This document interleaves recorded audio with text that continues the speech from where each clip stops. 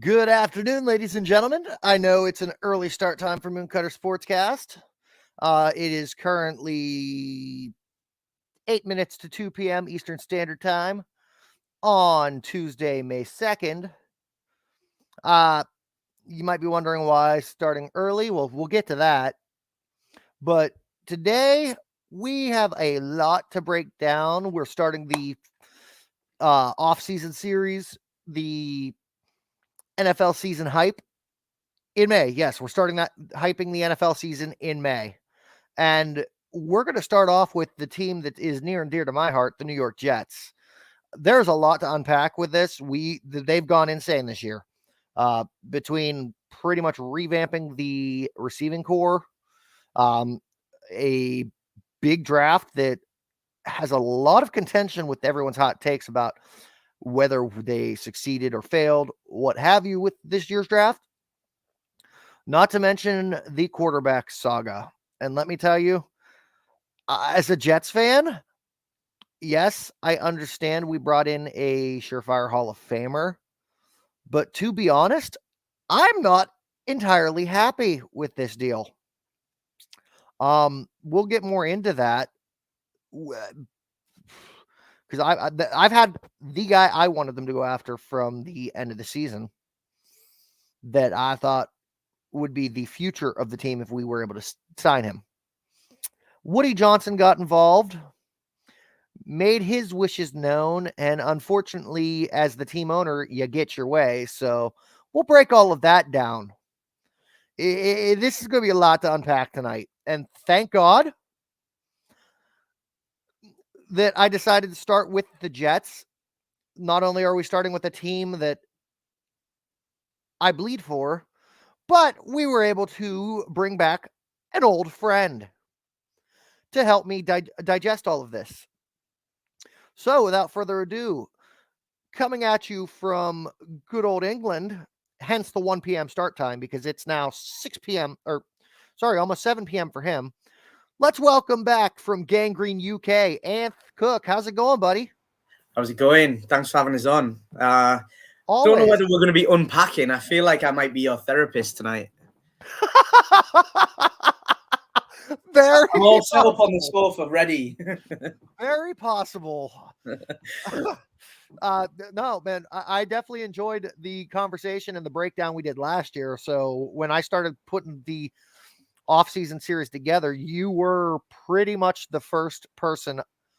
It's go figure. Both of my number one and number 2 draft picks to go over the off-season series are both going to end up being afternoon recordings, because the other one is also from UK. Oh, is that one? Yeah, I just need to reach out to Paul at some point here and see when I can get him on to talk Niners.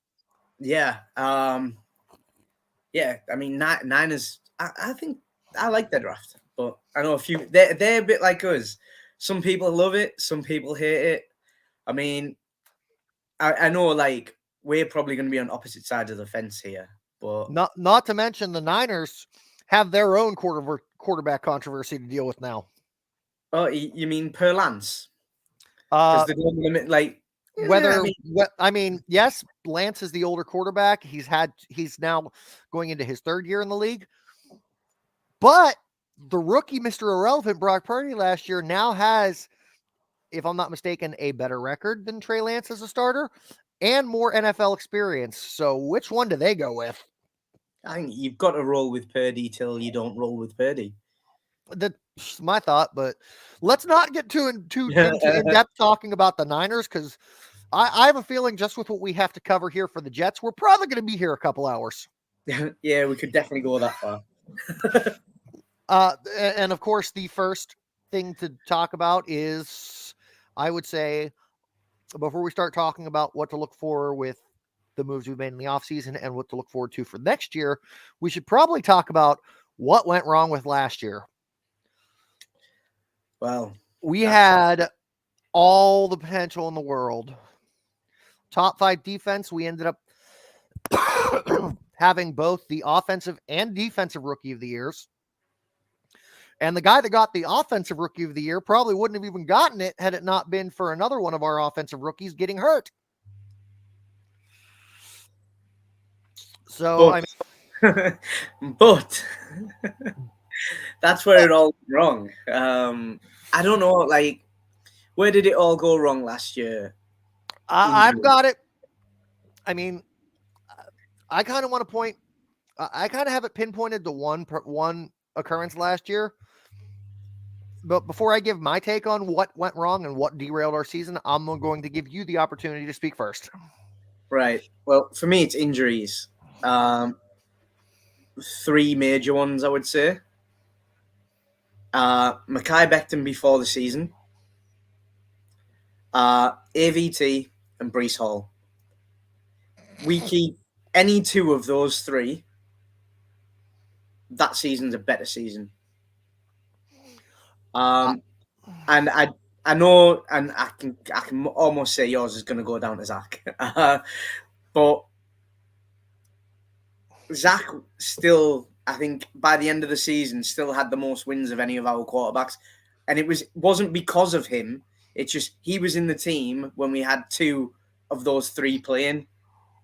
I mean, if we'd have got all three playing, Jesus, I think we would have been looking at something else. But I don't think any of the QBs that we had on roster last year were capable of taking us further than one and done in the playoffs if we'd have made it. I can't disagree with you there. Yeah, you're gonna think so. Your thought is that I'm going to just throw Zach Wilson under the bus. No.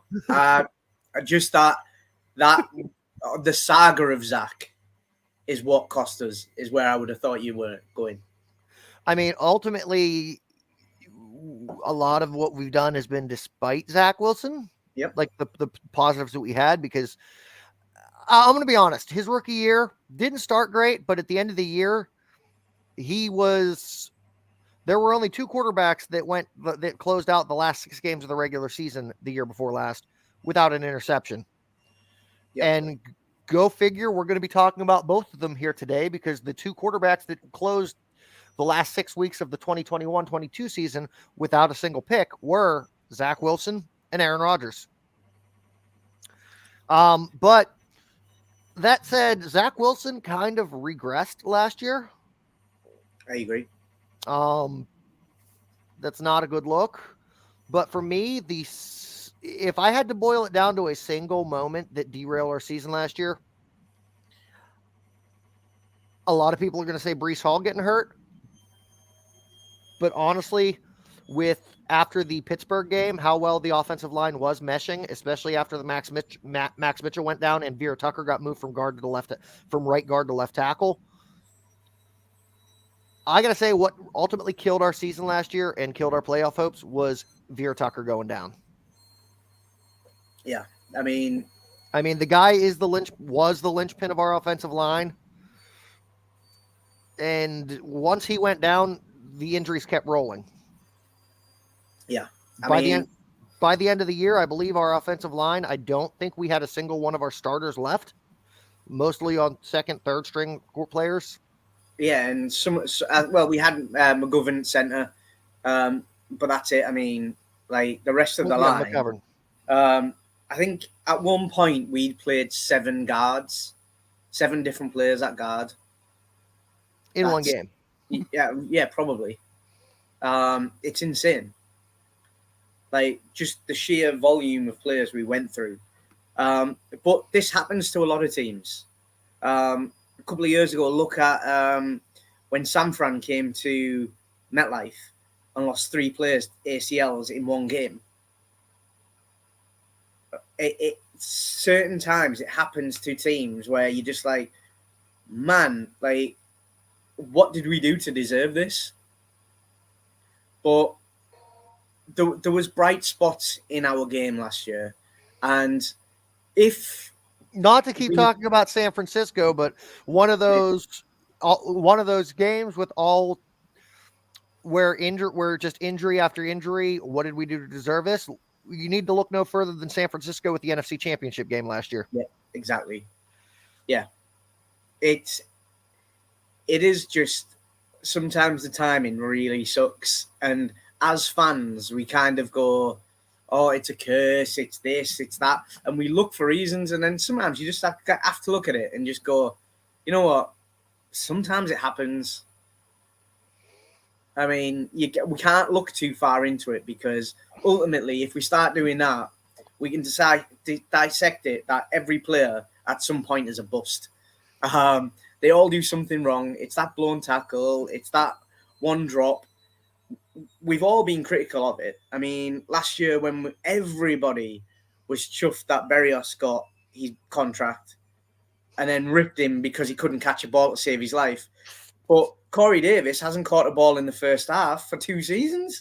Well, luckily, I don't think we need to worry about either one of those two names coming forward this year. Oh, Davis. Davis is still here, but realistically, he's definitely going to be second stringer at this point. Yeah, maybe. I mean, maybe not. I mean, unless we're running a 3 wide out set. Yeah, but both Lazard and Wilson play really well out the slot as well. But you also got to factor in McCole Hardman. He's going to be more jet sweeps and return man, I think. I mean, if I've got to choose Lazard, Wilson, or Hardman in the slot, I'd say probably at that point, Lazard. Yeah, he's number 3 on my list. Like, not for any other reason. The other two are just better wide receivers. Oh, no, I'm saying I'd rather have them outside. Oh, no, I'm saying run Lazard in the slot as much as possible. Get Wilson and Hardman on the outsides. Oh, I just don't know if Hardman's got the size and strength. See, that's what Corey Davis brought us last year. That man can block. I mean, he blocks better than most tight ends. But he doesn't catch, and that's what we need a wide receiver to do. Then again, given the tight ends we have, do we really need to? Couldn't we run tight ends as a slot too? Well, we could. I mean, that's what the plan was going to be last year, till we ended up having to put 2 tight ends in the line because we didn't have a line. Not to mention the running backs we have that can catch. Like all of them. We've got flexibility, which is something that we've not been able to say prior to last year. I mean, there isn't a tight end that can't catch in our team now. There isn't a wide receiver other than Corey Davis. There isn't a wide receiver that can't catch, and all of our running backs can catch. And then we go and draft an absolutely amazing pass catching running back as well. You almost ended up having me spray iced tea on my computer for that with that one. Yeah, if you can't tell, I'm a little bit off him at the minute. I mean, you're a little what? I'm a little bit off Corey Davis at the moment. I mean, for 10.5 million, I will catch more balls than him. Tell you what, I'll do it for 5. I will go on, and I'm 5'5", and I will catch more balls than him. All right. Hey, JD, here's your man, Anth Cook, number 27. That's it, exactly that. But saying that, I mean, the Cowboys just drafted Deuce at running back, and he's only 5'5". I mean, he's got 25, 30 pounds on me, but I mean, that guy little. All right, so we're both saying that injuries ultimately derailed the season. And honestly, if I'm not mistaken, didn't AVT and Brees both drop for the season during the same game? Wasn't it? But weren't they both out like week 7, week 8? Yeah, I think it was around about the same game. Or it was either Mitchell and AVT in the same game. Mitchell went down week 4 against Pittsburgh. 4, right, and then AVT moved out. AVT moved from right guard to left tackle. Yeah, so it probably is about 7 or 8, yeah. Yeah, believe me, I know when Max Mitchell went down because I was there. Oh. I was at Acrisure Stadium for that week 4 game, New York at Pittsburgh. Third row, right on the 45-yard line, and believe me, I was heckling Trubisky and then Pickett the whole game. Oh, that was a good game, that. That was a game of adjustments for sure. Yeah, massive. But let's start breaking down like position by position of what has been the acquisitions we've made. Starting with the one that's going to have the least to add before this is just free agency. We'll cover the draft at the end after. Yeah, no worries. But running backs signed fullback Nick Bodden. Yeah, and that was just he was on NFI last year. We've just brought him back onto an active. I mean, I don't mind him. We know that Salah likes a proper fullback. Whether he'll see much, I don't know, because especially with some of the moves that we've made after him coming back, we've got power backs now. We've got players coming back. So he may last a few weeks until Brees is back up, but I don't know if he'll. I don't think we're going to run with 5 in the backfield. Well, from what I'm hearing, or from what I've been reading, I believe it was from ESPN. I believe ESPN was the source I was looking at. I had looked up what the Brees Hall injury status was, and from what we're saying, Saleh is expecting him to miss training camp, but still be ready to play week 1. Yep. Fingers crossed. Because but then we're not gonna throw him in full production for a few weeks then. So I would say probably by week 5, week 6, he'll be before to a full amount of workload. Which is fine, because looking at the running backs that we have, we've still got Michael Carter, who hopefully this year isn't forced to be a feature back like he was last year. Yeah. I mean, because Carter's great for that third down, is a great third down back. Yep. Not really good for the 1-2 punch. No, he's not the biggest guy in the world, is he? And then we've got Zonovan Knight. I really like Bam. Yes, from what we saw last year, as do I. In that draft, I had a 2nd-round grade on him going into the combine, and his combine wasn't great. His pro day was a little bit better. I just don't know what made him fall. I mean, it was a late 2nd-round grade, but it was still a 2nd round, not going drafted. I was so chuffed we signed him. Oh, yes. The fact that we have two rookie running backs last year that both played a large part in our offense. Not to mention, we'll be covering this later, but we also drafted another running back this year. We did. Round 5, pick 143, running back Israel Abanikanda from Pitt. Yeah, is he? Yeah, we'll get into that when we get to there. But yeah, I'm not upset with that one. So, like, I think adding Nick Bodden for like those goal line situations, or for like 4th and short conversion situations. Yeah, it just is there a roster spot there for a guy to just be on for that and maybe the occasional blocking play? I don't know. It might come that he is just a roster casualty. I mean, they have changed this year, haven't they, where we don't have to drop down until after preseason, is it? I believe, if I'm not mistaken, they changed instead of doing weekly cuts during the preseason, I believe it's just there's a solid date where you have to make all your cuts by this date. Now, you can make them before, but yeah, you have to be down, which I'm okay with that, because maybe it gives us a chance to see a couple of people who are fringing. Yeah, give us more time. Give us more time, more eyes on, and more data to make an educated decision. Yeah. All right, so moving on to special teams. Only 2 things we need to really mention is we've signed a punter, Thomas Morstead, and we decided we're going to stick with Greg the Leg, which honestly, he's a bit underrated, but honestly, I'd say Zerline's probably one of the better kickers in the league. Yeah, following last year, yes. Going into last year, I would have asked you if you'd banged your head. Not gonna lie, he's saved me a couple weeks. I had him 3 years ago on my redraft league, and I think he missed like 1 kick all year 3 years ago. I think he's solid, to be honest.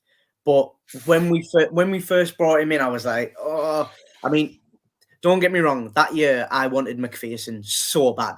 I had to give up a 3rd round to draft him. I just think McPherson's got probably the potential to be the next Justin Tucker. So I'd gone all in So whoever we got, I was going to be upset with if he wasn't McPherson. So Greg was a bit, okay, we've gone for the oldie. Let's see how it goes. And he did well. I'm not upset. And bringing him back, I'm very happy. You make a comment about calling him oldie, but think about it. The greatest kicker of all time. Yeah. Played until he was what, 47, I believe? Yeah. I mean, it's crazy that I'm even. You know who I'm talking about, right? I'm trying to. I know who you mean, but I can't think of the name. Colts and Patriots. I can't think of his name. Adam Vinatieri. Yes. Bald head. I could see the bald head in the blue jersey, and I'm like, I just can't. And then for some reason, Blankenship came to my head, and I was like, no, he's the one with glasses. Yeah, I went total blank on that, but I got bald head and blue jersey. Yeah, you got half credit then. Yeah, so I'm not upset with that one. Thomas Morstead is worth every penny as a punter. I'm a little bit upset about the Braden Mann situation. I just think he needed some counselling and he'd have been fine. The kid's got the shanks because it's in his head. Ever since his knee injury, from being hit afterwards, anytime the line breaks, and you can go back and watch tape on it, anytime the line breaks on him and he nearly gets hit, or he sees somebody in open field coming at him, every punt then on is rushed and he shanks it. If the line holds and they don't get through, he will punt like a diamond every time. But the minute they break the line, it's in his head. He has to do it quicker, and that's when he starts shanking. So yeah, I'm a bit upset because I liked Braden Mann. I met him at the Bears game. Took an opportunity to grab him and get a photo while I was on the touchline, like full in straight away. But I'm not upset that we re-signed Thomas Morstead because at the end of the day, he is a top of the line. When he was here last, he was amazing. So yeah, all in all, I'm really happy with that one. I'm not going to complain. The only thing I can say for Braden Mann is he's good enough that somebody's going to end up taking a wing on sign him. Hopefully, a new location, a new team gives him a newfound confidence, and he gets his groove back. Unfortunately, it wasn't going to be with us. Yeah, I kind of hope he goes to Houston, just so he can wear red and blue and go back to his Superman nickname. I mean, I can't have him going to the Patriots because that would just be wrong. But yeah, I mean, I've got no ill will towards Braden Mann at all. Wish him all the best. He's a decent punter when it's not in his head. Okay. Now we're going to cover half of this next position. Okay. The quarterbacks, yes, they signed quarterback Tim Boyle. We'll cover the other one because the other one's going to be a big deep dive. But Tim Boyle, we're looking at him as what, third string at this point, possibly practice squad because of Streveler. Yeah, I mean, when you're looking at it, there's not very much in between, like Streveler and what he can do versus Zach. Like, they're both quite similar, both mobile, both hit and miss with throws. Yeah. Streveler's probably a little bit tougher, but Tim Boyle's been brought in because he's taller than everything we've got. He's decent in the pocket, and he's quite a big bloke. He's 235, I think. So we've never really put much in having a big, sturdy quarterback. And I think it was about time that we had one on the backup, just in case. I mean, I'm not going to lie, I don't know very much about him. I couldn't really go into crazy stats or anything. I know he's never lit anything up. But yeah, I mean, he's been in the league 5 years. He's 28. Yeah, he's just it's a nice pick. If he's third string, I'll be shocked. I mean, do we run with 4 QBs? We did last year. We didn't have a choice last year with injury. Yeah. So, but will we go in like? So that's the question. It's at the end of camp. We have Aaron Rodgers. We've got Zach Wilson. Who you've almost got to say Zach is going to be safe to be 2 or 3. Zach is not going practice squad. He's going to No, be 2 or 3. not at all. That leaves the question of between Boyle and Streffler, which one goes practice squad? Which one takes the Yeah. third string? And that's the thing of I think you've got to put Strevler in there only for the fact that I think the fan base would go insane and lose their minds if he didn't. yeah, that one is the big one, but Because I mean, looking at our 4 that we had last year, I think it's safe to say Strevler was easily the second most popular. Because ranking the 4, I think it would have to go in order of how much the fans liked them. Mike White would be the number 1, Strevler number 2, old fuck Flacco number 3, and then Zach number 4. Yeah, unfairly, but okay. I mean, I can't condone the hate. The hate was awful. It was disgusting. But I get the frustration. I understand, but you can't go from frustration to hate. It doesn't work. No. That's how the New York Jets have destroyed so many quarterbacks because we're bipolar to fuck. Like if they say the NFL it's all about what have you done for me lately. With the New York Jets is what have you done for me in the last 5 minutes? Because if not, I'm going to turn. I mean, we've done it probably 3 or 4 times over the last few years to certain players. Mekhi Becton's been one of them.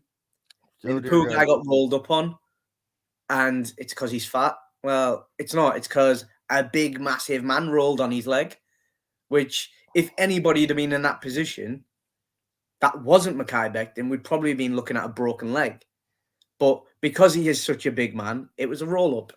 But I think Strevler will have that third spot on the pure fact that we can do some trick plays and bring him in. And seeing some of the ones that we tried last year where you were like, oh, what's going to happen? We could do that. And you could see almost something like what the Saints were doing with Taysom Hill, but better because Strevler can actually do it and Taysom Hill's a tight end. So, yeah, I think the only way Boyle comes in is if we kind of change our offensive plan to quite away from what Hackett's normally known for. But yeah, that's where I'm sitting on it. But I'm not upset with either way. Whoever we go with, it's at the end of the day, it's third string. I hope they never have to play. Yeah. Like we're almost, we call it like it's a really bizarre position for the Jets to be in. We stood there talking about third string as a battle. Like I can remember 3 years ago when we were like, "Oh God, who's going to actually start for us?" Now we're like, "Who's going to get third string?" We're like, "What?" 3 years ago, you mean Darnold versus? Oh, you talking about before we drafted Zach? Yeah, or not before. Yeah, before we got Zach, when we were kind of like in Darnold purgatory. Where who were the other options at that point?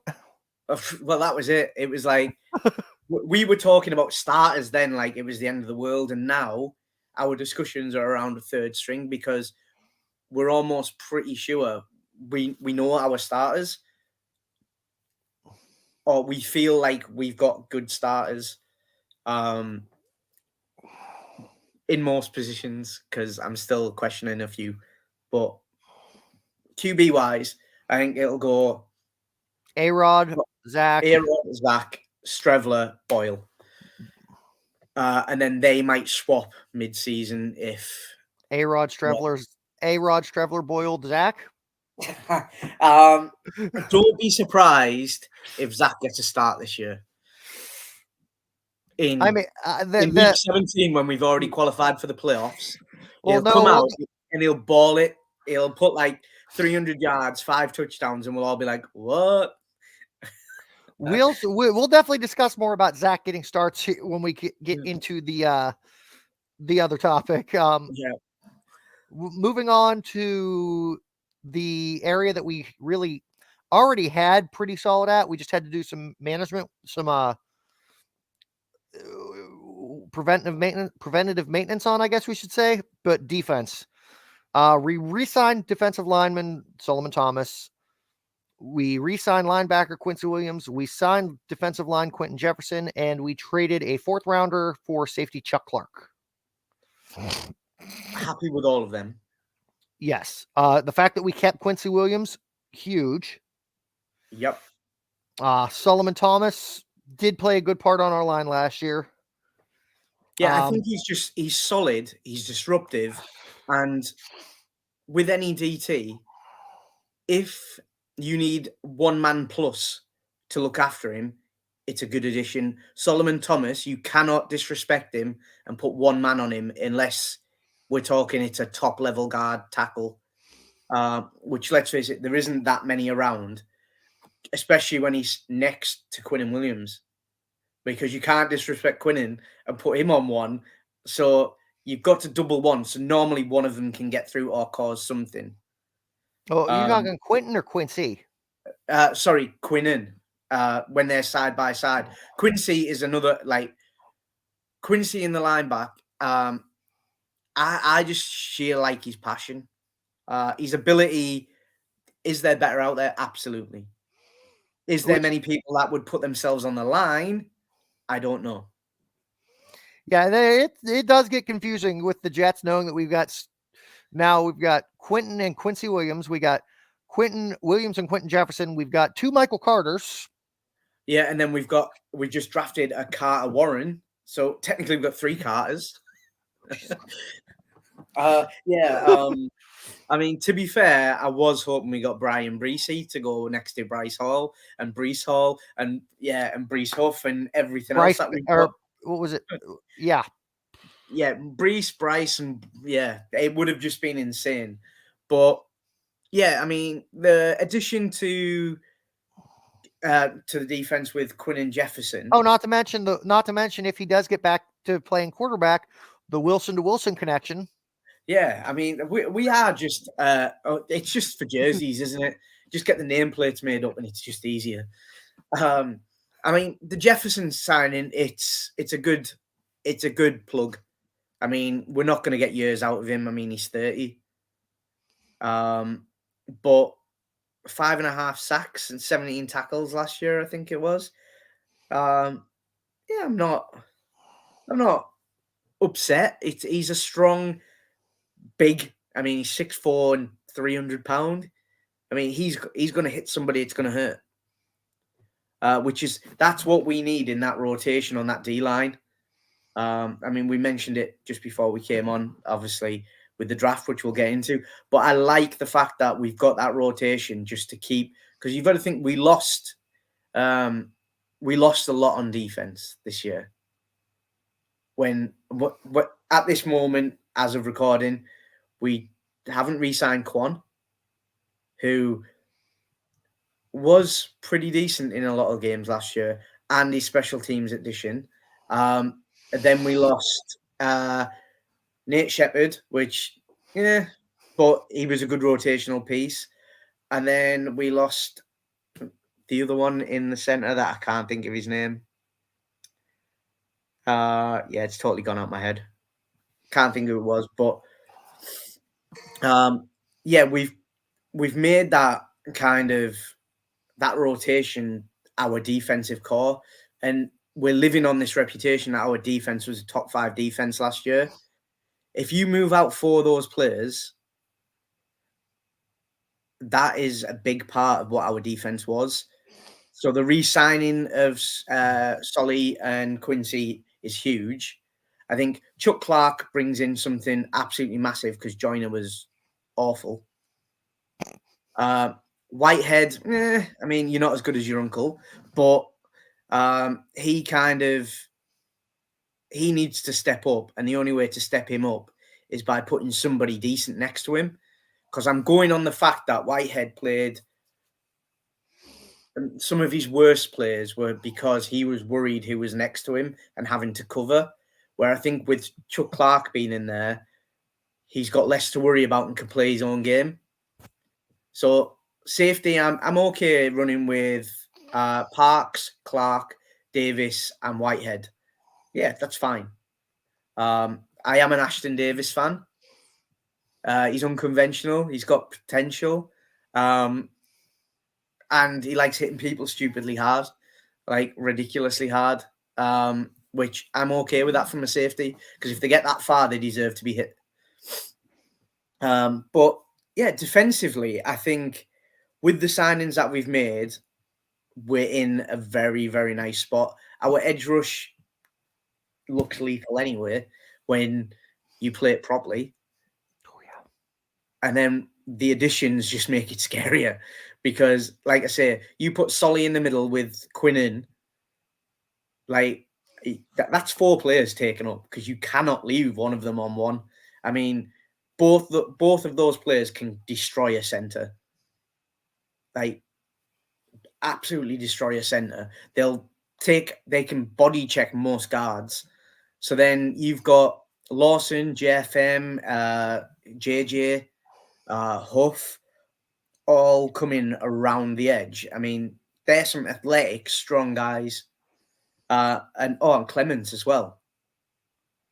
And I wouldn't be shocked to see JFM slide inside a little bit this year and play as a tackle a bit more, only because of drafting when we get to that, because he's got the size, he's got the ability, and he's got violent hands. And moving him inside, we're not losing anything on the edge. We've got Isaiah Mack as well, who I don't mind as a rotation. So basically, you're saying our defense is probably going to be just as good this year as it was last year. I didn't say that. I said I'm not unhappy. I don't think it'll be top 5. It's got potential to be top 3 or top 10, but there's a lot of moving pieces with linebackers. I mean, like, does CJ Mosley lose a step? He's another year older. He's not getting any younger. I don't think he does. But then, do we expect DJ Reed and Sauce Gardner to have the season that they had? I hope so. But we know you don't often get that. Not with both of them. So we'll see. I mean, Salah likes to change it up year on year. So we might see some new scheming, some masked positioning. I don't know. I have confidence that I have the same confidence going into this season that I did last year. The defense will be good, but I'm not ballsy enough to say we're going to be a top 5. But we have potential to be a very good defense. Okay. Now, do we? I'll give you the choice here. Do you want to cover the area that I feel like we had the most improvement, or the area that we needed the most improvement? Let's go for the one that you think's made the most improvement. Well, then, wide receivers. Braxton Berrios released. Thank God he couldn't catch a ball to save his life, at least when it mattered. Yeah. How many? We had at least 2 games last year that were lost because he couldn't catch a quarterback. He couldn't catch the ball in the end zone during clutch. Yep. Elijah Moore traded to Cleveland for a 4th round pick, I believe it was. Yeah. And then to replace them, we signed free agents Alan Lazard and McCole Hardman. And with that 4th round pick, we also picked up a tackle. Yes. That was the 112 pick this year. Yes. 120. I thought it was 112 because we moved, didn't we? We picked that 112. But yeah, we got that 4th rounder to replace one that we used. So yeah, yes, I agree. I think Berrios was probably the right move to let him go. Elijah Moore, yes, just because I think he's hit his head. I mean, out of the 3, right? So the three wide receivers coming out of Ole Miss, up till Elijah Moore, I thought, get in, we got the sane one.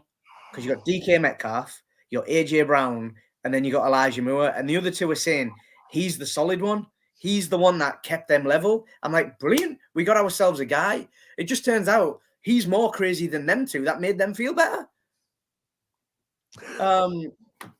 So, I mean, saying that, right, and we go into this draft, and all the way through this draft, I was like, I really, really like Jonathan Mingo. And then I was like, no, he's an Ole Miss wide receiver.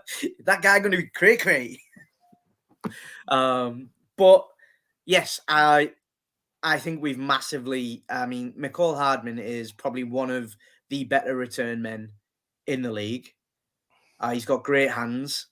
He's played in really dynamic offenses. Who's used to doing crazy stuff. And, yeah, he just gets to work. Lazard, we all know he's good friends with the Messiah. So this was always kind of going to happen. We knew we were going to bring somebody in. I'm happier Lazard than I am Devontae Adams. Happier Lazard than we are Randall Cobb. Yeah, I mean, he was the best of the bunch. Happier Lazard than we were OBJ. He's now going to be Lamar. Let him be Lamar Jackson's problem. Yeah, and AB maybe. I mean, we don't know if this is true or not, but I mean, apparently AB's still trying to come back. Well, he tweeted out the other day that he's going back to the Ravens. Put a photo out with him flexing in the jersey. I'm like, if they take him back, I mean, they're on crack. Like, somebody needs to go and drug test the whole organization. If the Wait. When did Antonio Brown play for the Ravens? He was going to go and sign for them, wasn't he, before he spat his dummy out, and then he was, and then he wasn't. But he's put a photo on of saying, like, in the jersey and everything, saying he's coming back. Oh, dear God. If they just signed Odell Beckham and then they turn around and signed Antonio Brown, I might be more interested in watching Baltimore games next year than I will New York games, just because you know they're going to be a goddamn circus. Something's going to go off in one of those games. Like, it's going to be insane. But then again, I mean, yeah, I mean, OBJ coming in with Aaron Rodgers, I think might have been a different thing, because we all know OBJ's always had a bit of a man crush on Rodgers and Brady, and he wanted to play with both of them. So he's obviously not going to get Brady. So I think he's already had Brady, though. Yeah, but I think he wanted Rodgers to complete it. Do you know what I mean? That's what he wanted, but we were never going to give him that type of money. I mean, that's the other thing to look at. Lazard and Hardman, we got both of them for around about what we would have been paying for OBJ. And honestly, I'd say talent-wise at this juncture, we got the better end of the deal there with just Lazard. Yeah. Not to mention adding Hardman on top of it. See, my big one with the wide receivers that we've got, they are all very good. But we do not have what OBJ brought in his earlier years and like what Justin Jefferson brings now. We've got outstanding wide receivers who do their job. But what you see with Jefferson and players like that is they pull out a catch that they should never catch from a bad throw, or they'll be running and catch it behind them. They'll do something that you're just like, what? Where we've never had that in a wide receiver. Yeah, they'll catch it on the helmet. They'll catch you with a face guard. They will do something, like they will go out and do something to change a game. Our wide receivers play very well and affect a game, is what I would say. But what I wanted us to do was go out and get a wide receiver who can play on the outside, who draws a man coverage, because that means that they cannot, most of the time, double Garrett Wilson. Garrett Wilson has always played better when there's a wide receiver opposite him of equal importance who can draw the defense. It happened when they were at Ohio State with Olave. Olave looked great. Wilson looked quiet. Wilson looked great. Olave looked quiet, because they complemented each other, because you can't cover both. So you might take one guy out and then the other guy has a game. Wilson's got that potential with Lazard opposite him, because if not, Lazard is going to rip you apart. And I'm okay with that. Like, as long as we're ripping a team apart, I don't care who gets the ball. But I think with Lazard, with Hardman, even with Davis, Mims, and the other wide receivers that we have with Wilson, I think the group that we've got now understand it's a team thing. That's actually what I was waiting to get a jump in on to say, is that the thing I like about the receiving core that we've built is that something that they all have for being as good as they are, that most of the quote unquote star receivers in the league don't, is humility. Yeah.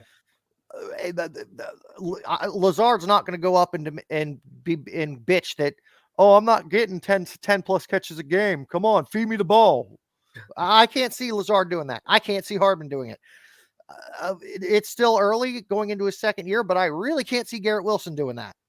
No, I think all of them, they're just happy to be there. If they're winning, they know at some point they're getting that ball. Like, because they just do their job. They're not divas. Nobody's put, like, I do not want to put any expectation. Like, Garrett Wilson is not going to have an MVP season. Will he have a damn good season? Yeah, he will. But I am not expecting MVP. I don't want him to get MVP. I just want him to go out, play well, and us win games. That's literally, like, don't go out and be like, right, I need to do this to do that. No, just go out, win games. Win games ugly. I don't care. Like, get 40 yards a game, but get 4 touchdowns. Like, literally, I don't even care if you only catch the ball 4 times as long as it's in the end zone. Like, I don't care. Literally, win games. I'm not bothered. Like, yeah. That's my big one on wide receivers, because I think too many people put too much pressure on them delivering insane numbers, and yards don't win games. Points win games. Yeah. So everyone's like, oh, you need to have 1,000-yard season. No, he doesn't. I would rather have 4 or 5 wide receivers all on 600-700 yards than one on 1,200. So yeah, because it makes you more unpredictable. You cannot defend against that. All right. Next field, offensive line, which is where we needed the most improvement after last year because of the injuries. The biggest thing we needed, realistically, the biggest thing we needed was to add solid depth, but we re-signed Connor McGovern. We re-signed offensive lineman Cedric Ogbui and Adam Pankey. We added 2 more offensive linemen with Tristan Colon and Wes Schweitzer, plus what we got in the draft. Yeah. We cannot be upset with having 13 linemen or whatever it is that we've got now. We can't be. Did we get better on the line? Absolutely. Even before the draft, we got better. I still believe that Mekhi Becton will be back this year. Obviously, we've got AVT returning. The question on Becton is, if he's back this year, great. How long does he stay healthy this time? Because he has not managed to play a full season since we drafted him. This is true, but both injuries have been really fluky. Like, it happens on the line, but it doesn't normally happen in back-to-back seasons for the same player. Were those issues made worse because of his size? Probably. Now, I believe he's dropped about 40 pounds this year. He's looking stronger. I think he's probably realised that actually, if I don't do this, I'm not going to be able to play ball with my kids. I might not be able to walk by the time I'm a certain age. I'm not concerned about him not getting injured. He's a footballer. This might happen. If it's down to himself not rehabbing or something, then I'm going to be bothered. But it looks like he's rehabbed well. I mean, he's been in the facility all the time. I mean, I'm quite lucky. With what we do in the UK, we speak to the Jets quite often, and one of the players that they constantly say that they've seen in the facility is Mekhi Becton. And I've asked if they've seen other people, and they're like, no, we don't really see them. But Mekhi Becton, they see all the time. So at the moment, I'm working on the fact that, yes, he's had some injuries. He will come back, and I think he will get a full season. The big issue is, obviously, we're not going to take a fifth-year option on him, which is 13 million, I think, guaranteed. I think we'd just try and work a contract if he's doing well, maybe a 1 year and then sign him to a long term. The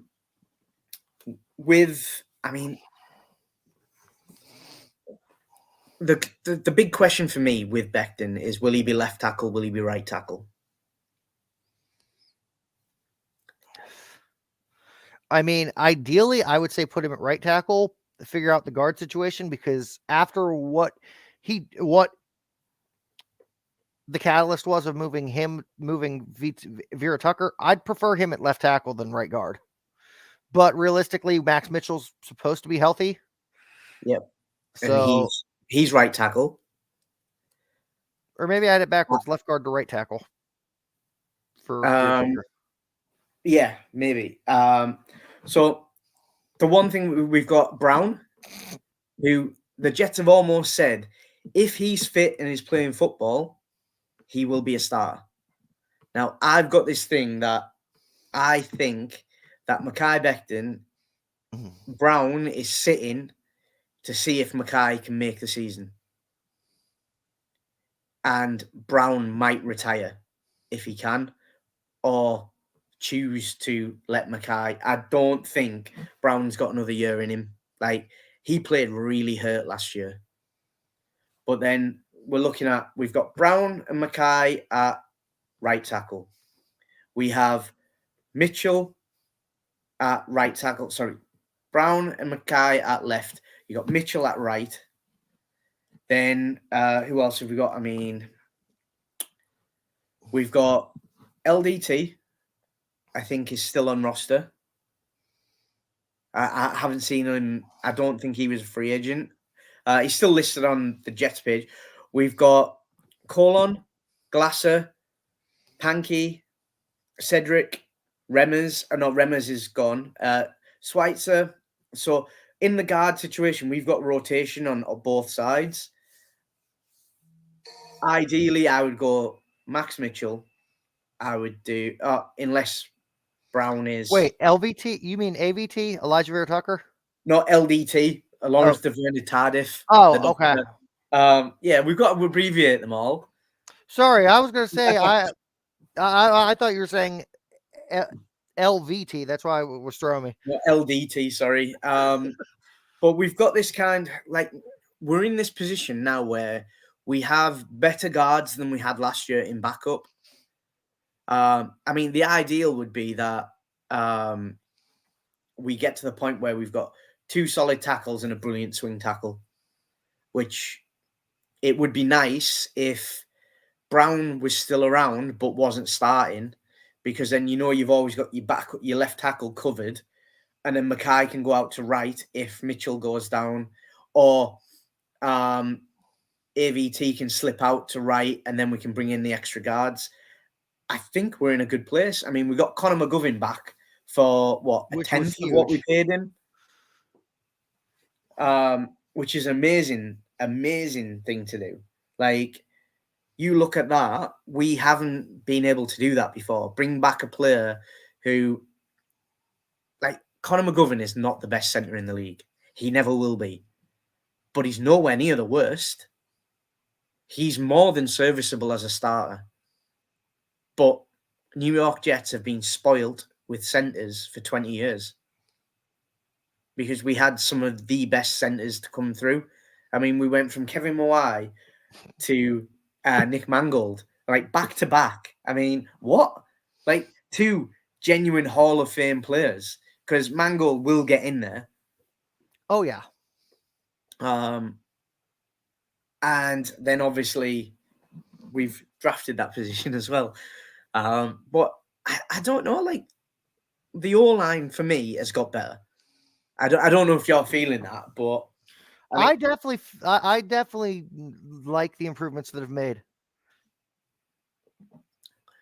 Not to mention, maybe it wasn't the first round pick that I wanted to be for an offensive lineman, but we definitely added a little bit of improvement with one big pickup in the draft. Which, by the way, I think we might as well start jumping into that field now. Yeah, I mean, it's very hard to talk about a position when we've got 7 glaring positions that we haven't talked about yet because we've been saving that for the draft. So yeah, let's cover the draft. Yeah. First round, I'm going to be honest. The more I sit back and think about it, I'm liking the pick more and more. But when the pick was announced for our first round pick, not going to lie, I threw my hat across the hotel lobby. I was pissed. So, because my thought was if our first rounder doesn't go for either a guard or a center, then we've fucked up. See, I was sitting on, I wanted D-line. I wanted D-line so bad. I mean, I was ready to trade back to get the D-line that I thought we were going to go for. And I'll be totally honest, Will McDonald didn't massively feature on anything that I'd done, mainly because he was a redshirt senior. So his numbers weren't, like, for this year, weren't insane. But, I mean, when you look at him, what we've noticed is that the New York Jets are putting a lot of stock into the RAS score, the relative athletic score. And the numbers that our guys have put up this year, it's insane. What we've drafted, I mean, I'm just going to get he's up now. So Will McDonald, the RAS score is out of 10. And his size for the position is poor. That's the only negative on his whole thing. His score is 9.66. He's above average vertical, above average broad. His 40 is good. I mean, his 40 was 4.7, which is pretty good for his size. I mean, he's 239. He's 6'4". He's a big guy. Everything about him is screaming athletic. I can move inside and be a threat. I can move outside to be a threat. I just like it because it gives us options with JFM moving inside. Even Clemens. This is a great pickup that none of us were looking at. I mean, I was looking more defensive tackle than end, but I'm okay with it. At the time, I was like, right, I'm going to Google this guy. I need to know more. Because I was very, very kind of like you, like, what? That came up. I was happier because everybody else wanted O-line and I got D-line. But, yeah, you could have put 10 players on the board and said the Jets are picking one of them. McDonald would have been probably one of the last ones that I picked. Okay. Like I said, I hated the pick when it was first announced. It's been growing on me because you definitely want to add to your linebackers core. I mean, yes, we've already got one of the better. We've already got some good linebackers between Mosley, Gardner, and whatnot. But adding a third one of that caliber only improves. And to be honest, we only had 2 of that caliber. Now we possibly have a third, meaning all 3 linebacker positions are solid. Yeah. We only play 2 linebackers most of the time, though. Yeah, just the outsides. Never really played a middle. Yeah, because we drop in a nickel corner or I mean, it's interesting because it kind of shows that they are probably going to change something up to what we normally play, which that excites me because that's one thing our defense is exciting. Like, you shouldn't say that about defense, but like they are a trick. So the fact that we could mix it up and do something a little bit different with these guys that are massive and fast with violent tendencies. I mean, Michael Clemens is going to go to jail at some point. Like, that man is an absolute beast. So, yeah, I mean, this first pick, it made us better. 100% made us better. Okay. Moving on to the second round. This is where I guess I started to get what I wanted from the first round because we Yeah. fought with the 43rd overall pick. We took a Wisconsin center, Joe Tippmann. The fact that we just re-signed Connor McGovern makes you question what they're planning with here. Conor McGovern is a really good backup guard. And we got him at backup money. So we're thinking Tippmann might be the starting center? I think it's going to be a battle. But the one thing that I've seen on a lot of the reviews about Joe Tippmann is his football knowledge is almost second to none. When they took him in for an interview and they were showing him game tape, he was calling audibles and shifts before they asked him to because he could see where they were moving. He's got an amazing football brain, and I was chatting to Nick Mangold last year about it, and he went, the center position, he went, it's not about size or skill. It's about being able to see everything while you bent over. He went, if you can call and help your quarterback, he went, that is going to be hands down the way that you produce, like that's how you do that position. And I think bringing Tippmann in now with A-Rod is only going to make him a better center because he's playing with somebody who is like, he isn't a Hall of Fame quarterback. Whether we like him personally or we hate the fact that he sits in a dark room, it doesn't matter. When you put that football in a center's hand and you're passing it back to Aaron Rodgers, you know magic can happen. I mean, it might not be 5 years ago magic, but like Aaron Rodgers at 60% is 55% better than anything we've had for 5 years. And honestly, yeah, since the first 2 years of Sanchez. Yeah. Like literally, I mean, we're probably going even further back there. Like that is how hard we've had that position. So no matter what we get, it is absolutely going to improve us that way. And Tippmann, I think, this is part of the plan. He battles for it this year, whether he gets it or not, it doesn't matter. Because we know he'll get there at some point. So then he comes in next year, that's fine. I don't know if Tippmann's ever played guard, but apparently he's a solid center. And that's it. If he comes off the way that the interviews and everything, all the feedback's saying, we're in for a very exciting time as Jets fans with another potential superstar center. Okay. The thing that intrigues me that you pointed out that I'd forgotten is you're right. Connor McGovern is a very serviceable backup for guard position. Yeah. So if the hypothetical happens that Mitchell gets hurt again, or what have you on the other end with Becton. Yeah. Swing McGovern out, Tipping in. We already have the solution. So Yeah. that's a plus. Yeah, we're in this big position now where we've got rotation every which way and loose.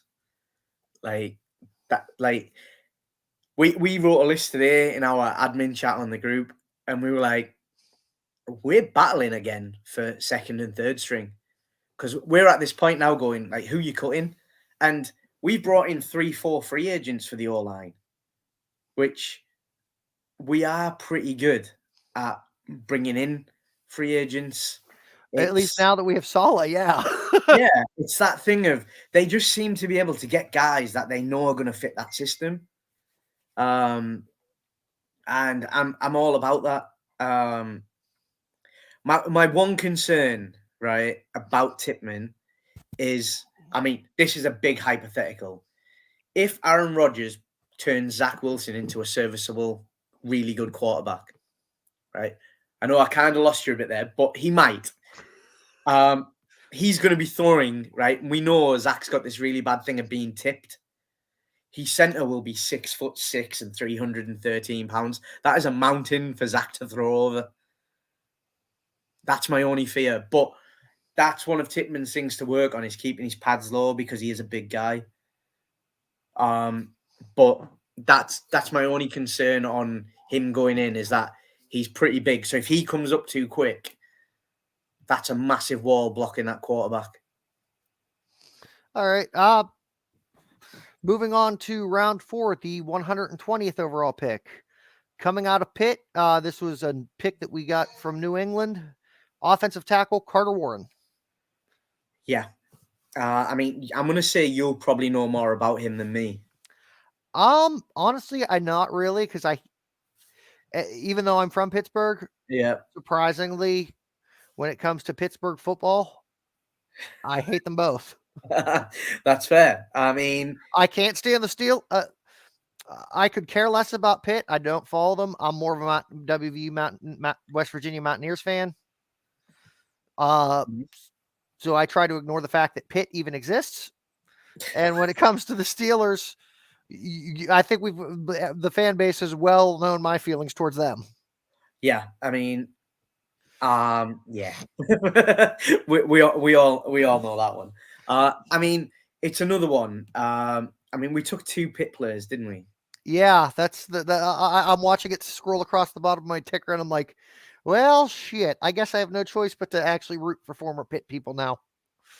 Yeah, you don't have to.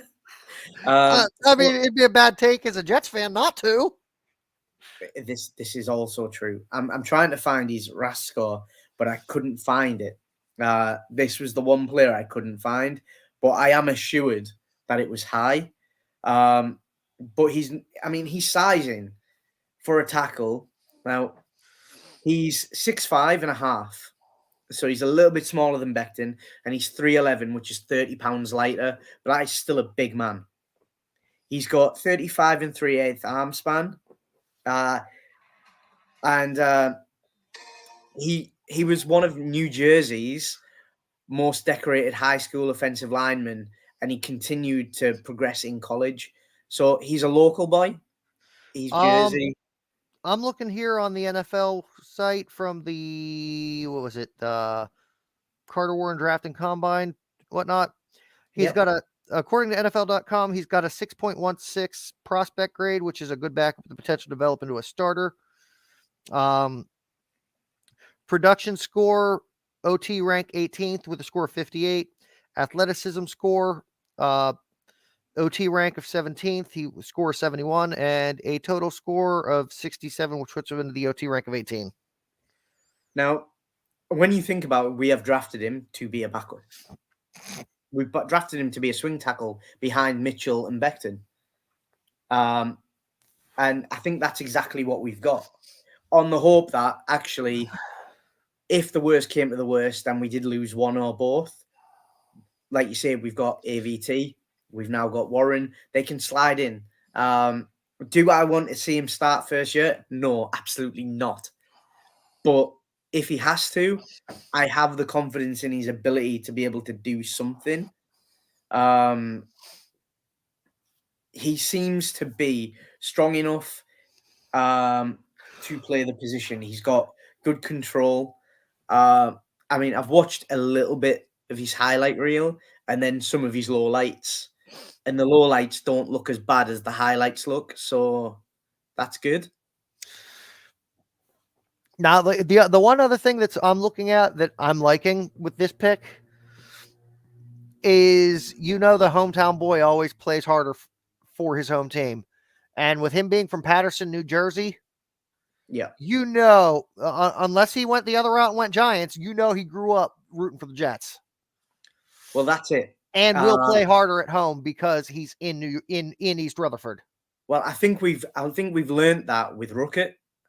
I mean, all you have to do is watch those last 3 games and see those tackles he threw. Like, Ruckert is a bad, bad man. And he did that because he is a Jets fan. He is hardcore. And I'm hoping that with this pick, we're getting the same. And I think it is. I mean, it's not the only New Jersey local. I'm pretty sure one of the other guys is from Brooklyn. Hopefully I want to say cover them. No, I think it's Izzy or Zaire. It's Izzy or Jarek Bernard, I believe. One of them is definitely from Brooklyn because it was a day 3. Yeah, you're right. It is Israel. Yeah. So back-to-back Pitt players, both from New Jersey, New York. I'm happy with this tackle pick. Was he one of the top tackles? No, but let's face it, we got him at 120 or 112 or whatever it was. Like, we got a solid player to develop, which that's all we needed, really. We didn't need a superstar starter because the players that we've got, if they are fit, they are starting caliber. We know that. So to go out and reach for a maybe starter to bench somebody that we've already got that might, I just think it's almost psychotic. We're doing a self-fulfilling prophecy. I'm all for Mekhi Becton coming and earning an 18 million contract next year because that's what his franchise tag is. Like, come on, Mekhi, come out, show people that actually you are the pancake guy. Get hit, get back up, and play the game. And then if you can't, it's okay. We got backups. It's cool. Don't worry about it. Like, we've got the backups there. It's all good. But I'm not rooting for him to fail. But I'm preparing just in case he does. Now we got to look forward to what was the second one? Round 5, pick 143. A guy that actually looking at NFL's combine score got a 6.24 and is saying will eventually be an average starter. But also out of Pitt, also a hometown boy for the Jets from Brooklyn, New York. At 5'10", 216, running back Israel Abanikanda. Now, I know we had to let James Robinson go. We only had him when we traded for him last year, it was only on a loaner deal because he was only signed till the end of the year. But we also weren't expecting the emergence of Zonovan Knight. So we've got Breece Hall, Michael Carter, Zonovan Knight. The fullback, I can't remember the name because I already deleted that one when we were going. Bodden, yes. Nick Bodden. And now we've got Abanikanda. Like, what is our depth chart going to look like here? Because especially early in the season before Breece is back to 100%. Because I think at the end of the day, once he's 100%, Breece Hall is hands down our starting running back. Yes, without a shadow of a doubt. And what we get with Izzy is he is a power back. He is that guy. He's Bilal Powell. He is going to run it down their throat. Him. Yeah, everybody misses Bilal. I mean, he builds houses now because that's how hard it was to bring him down, like bringing down a house. But when you look at Izzy's scores, he's a 9.88 on the RAS score out of 10. Like, the thing that brings him down is they class him as small at 5'10" for a running back, which I think that's about average height for a running back. Yeah. They for some reason, they seem to have all NFL players have to be above 6 foot to get a decent score in it. But he's overall, like, everything about this guy is huge, but he will run it down their throats. He will do that dirty Pittsburgh football. of just run, hammer, and that's what we were lacking because Michael Carter is a brilliant back, but he's a one cut and go. Like you can't expect him to try. Like we tried it last year. We tried to feature him and run through players, and he can't do it. Zonovan Knight can do it to a degree, but he's a bit more that guy again. A Get finesse out and back. go. Yeah, he's like Le'Veon Bell. He'll make the first guy miss, and then he'll go. Brees Hall is just an absolute machine, but Izzy gives us that thing where we don't have to punish the other three backs continuously to get dirty yards because that's what we've got him for. And like you said, I'm pretty sure he's a Brooklyn boy, so he's gonna wanna show it for the city. So he will take every dirty yard. He will be that full on power. I'm gonna go through. If we need 4 yards, I'm gonna get you 4 yards in an inch. But he won't. He's not going to be this guy that's going to put up 1,000 yards in a season. But he is my insurance and protection that Brees Hall, Zonovan Knight, and Michael Carter don't get injured because of overusage. So do we see him as being what, third string, fourth string? I mean, I know situational backs because I know the 1-2 punch is going to be Brees. Carter probably a third down back. I think we could see. Or do we put Izzy in as a third down back, given his size and grit? I think it'll be Brees, Bam, Izzy, and I wouldn't be surprised to see a little trade package coming in with Carter because they seem to really like Borden, and I can't see us going in with 5 backs. And if we can get something for Carter, because I don't want him to just sit and phase away because he's better than that. But I mean, the like Zonovan Knight is a better back for me on upside to Carter, but Carter is more controlled. If it comes to that, do you think there'd be a spot to keep Carter on if we move him to doing returns? Possibly, but that is where Zonovan Knight's better. That's my thing. Like all of the upside is Zonovan Knight is a little bit better at, but Michael Carter has proven he can score his points. He can do dirty. So I kind of, if it plays out the way I'm expecting, Michael Carter will be fighting for 3 or 4. Okay. Moving off of Izzy, moving down to round 5. Pick 170, linebacker Zaire Barnes out of Western Michigan. This one came as part of the package deal for the Aaron Rodgers trade. How do you feel about this one? The pick? Yeah. I honestly don't hate it. I don't know too much about him, but linebackers, other than the fact that we already drafted if I'm not mistaken, other than the fact that we drafted a linebacker in the first, I didn't see the point in drafting a second one. But so with McDonald, the Jets labeled him as offensive line.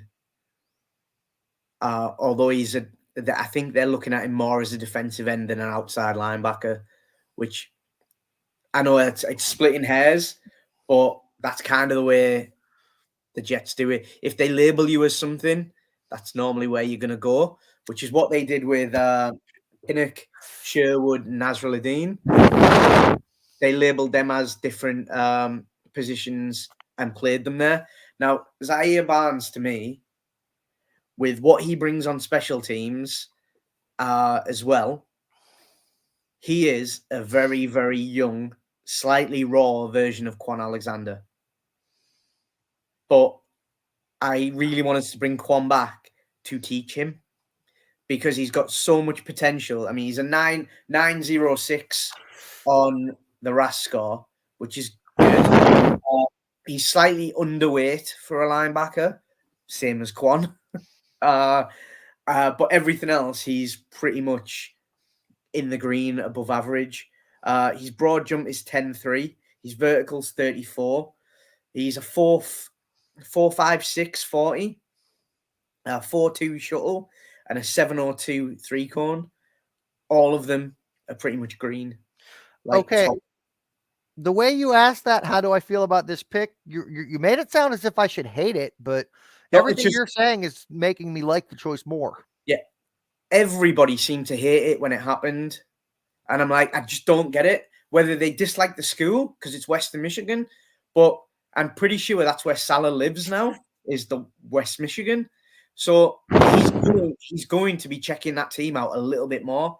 I don't know. I love it because I like that kind of down and dirty linebacker that can go side to side. He's not afraid to rush. He can stop the run, but he's also a bit of a ball hawk.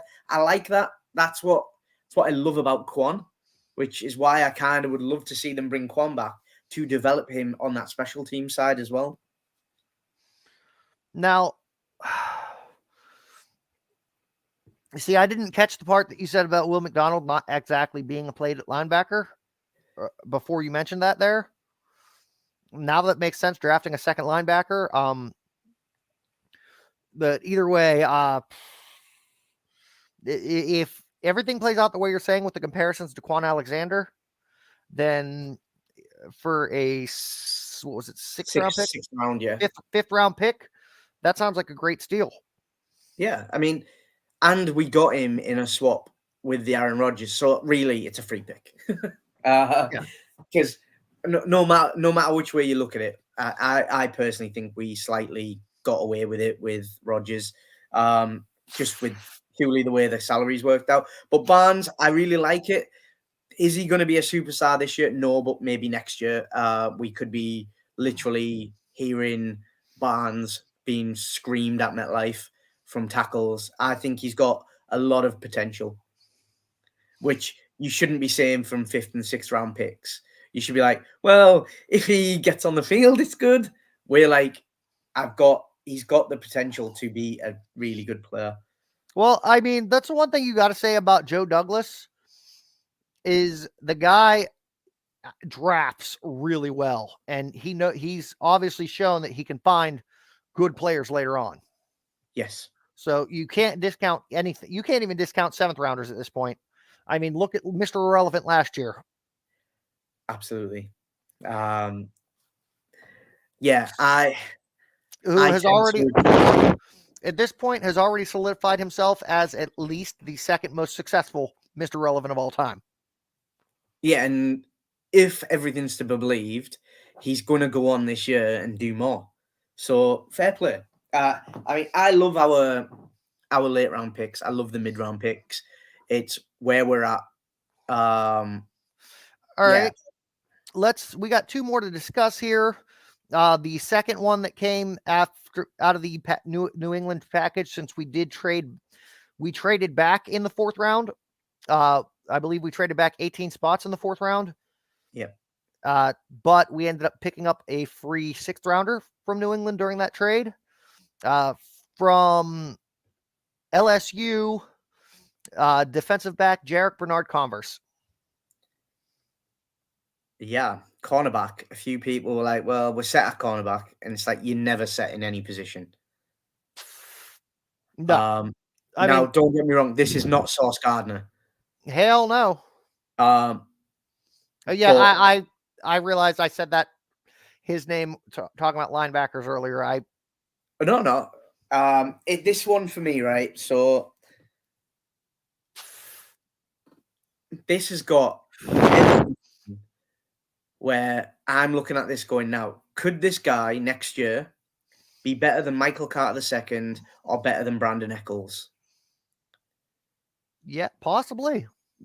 But then that saves us having to pay Michael Carter II a big contract because he's due the end of next year. And then I think Eccles is about the same. So bring this guy in. I mean, he has all of the ability. I mean, he came from LSU. Prior to that, he was at Oklahoma State. So these are not like poor programs. He's came from 2 solid programs. He's got really good like mental ability of the game. He's a bit of a ball hawk. He can get off blocks really well, and he's good at getting up and down. The issue is when he's tracking coverage, he can get turned around a lot. But to be fair, that's also something that he can work on with Sauce and DJ, because they do that so well that actually when you talk to somebody so athletic, he could actually become a really decent rotational piece again. I like him because he's not your atypical. He can do a lot, and like I say, it could be that thing of we're looking at him coming in and taking that third spot, but not this year. He might play a couple of games, but I think he'll be rotational, and he might have some. He might have the possibility of being on the practice squad this year and then coming in next year. I'm not holding out massive hopes. I mean, I held out hopes with Lamar Jackson when we signed him from Nebraska. I thought he was going to be solid. And we all know how that turned out. He was not that Lamar Jackson. No. But yeah, I'm not upset with it. They've labelled him as a defensive back, so they might be looking at maybe trying him out at safety a little bit, which is not something that the Jets don't do. But again, like you say, it's a 6th round pick. It was an extra for trading back. If he becomes a superstar, we're going to be happy because this is the one that we took off the Patriots. So winner. If he's at least serviceable, I think we can be happy that since we took him from the Patriots. Absolutely. Now, all right, and then you have more to cover with him? No. All right, and then our 7th round pick at 220, we took from Old Dominion of all places, tight end Zach Kuntz. I'm glad you said Kuntz. There was a lot of London fans really enjoying his surname. Well, the term that you were hinting at is a lot more acceptable to be said over there than it is here in the States. Yeah, absolutely. Only in London. Everywhere else, it's frowned upon. London and Australia. Yeah. I mean, come on. Jim Jeffries has made a career out of that word. Absolutely. He is funny, though. Now, this one is, again, another redshirt senior. But I don't know if you saw the report today. Well, I saw it this morning, UK time, so it's probably like during the night for you. Zach is the most athletic tight end for like 40 years to come out of into the NFL. Most athletic on the scoring. Everything about this pick, I was so confused when it came in, and I was sat watching it, and I was like, a tight end in that room. We've got Uzama, Tyler Conklin. Didn't we have a third one too? Jeremy Ruckert. Yeah, Ruckert. And then we've added Zach in there, and it's like, where do we have room for him? Yeah, but then when you kind of look down it, I mean, his RAS score is like one of the most insane that I've ever seen in my life. He is 6'7". He is 255 pounds. He did 23 on the bench. He's got a 40-inch vertical, a 10-1 broad. How many inch vertical? 40. Oh, okay. I was going to say 14. Yes, I did. I was going to say that's not that good. Yeah, no, 14. I'm pretty sure my fat ass can beat a 14. Then he's 40 was a 4.5. He's 20 was a 2.6. He's 10 was a 1.5. And then his shuttle is 4.12. He's 3-cone 6.8. His overall score out of 10 is 10. He got a perfect RAS score. So Um, do we think at this point he's already past Ruckert on the depth chart just off the uh, draft? so just off the information available, he's got the most potential to be our Gronk. Because he is massive. He's got good hands. He plays in all three phases. He's that big. If he has to block, he's killing someone. Like no linebacker is getting past a 6'7", 260-pound man. And you've got to think, first year in the league, he's probably going to put 20 pound on in muscle once he starts training properly. Like he's got again a massive upside for a 7th round pick, but what we've got at the moment is we've got Tyler Conklin and CJ Uzama. I can see one of them maybe being traded. There's no way we can cut them this year. But then we can rest with Zach on practice squad or just sitting for now. We ran with 3 Titans last year because we had Wesco, I think, for part of it. When I didn't know anything about him, I don't watch Old Dominion. It's not a team that we check out in the UK very often.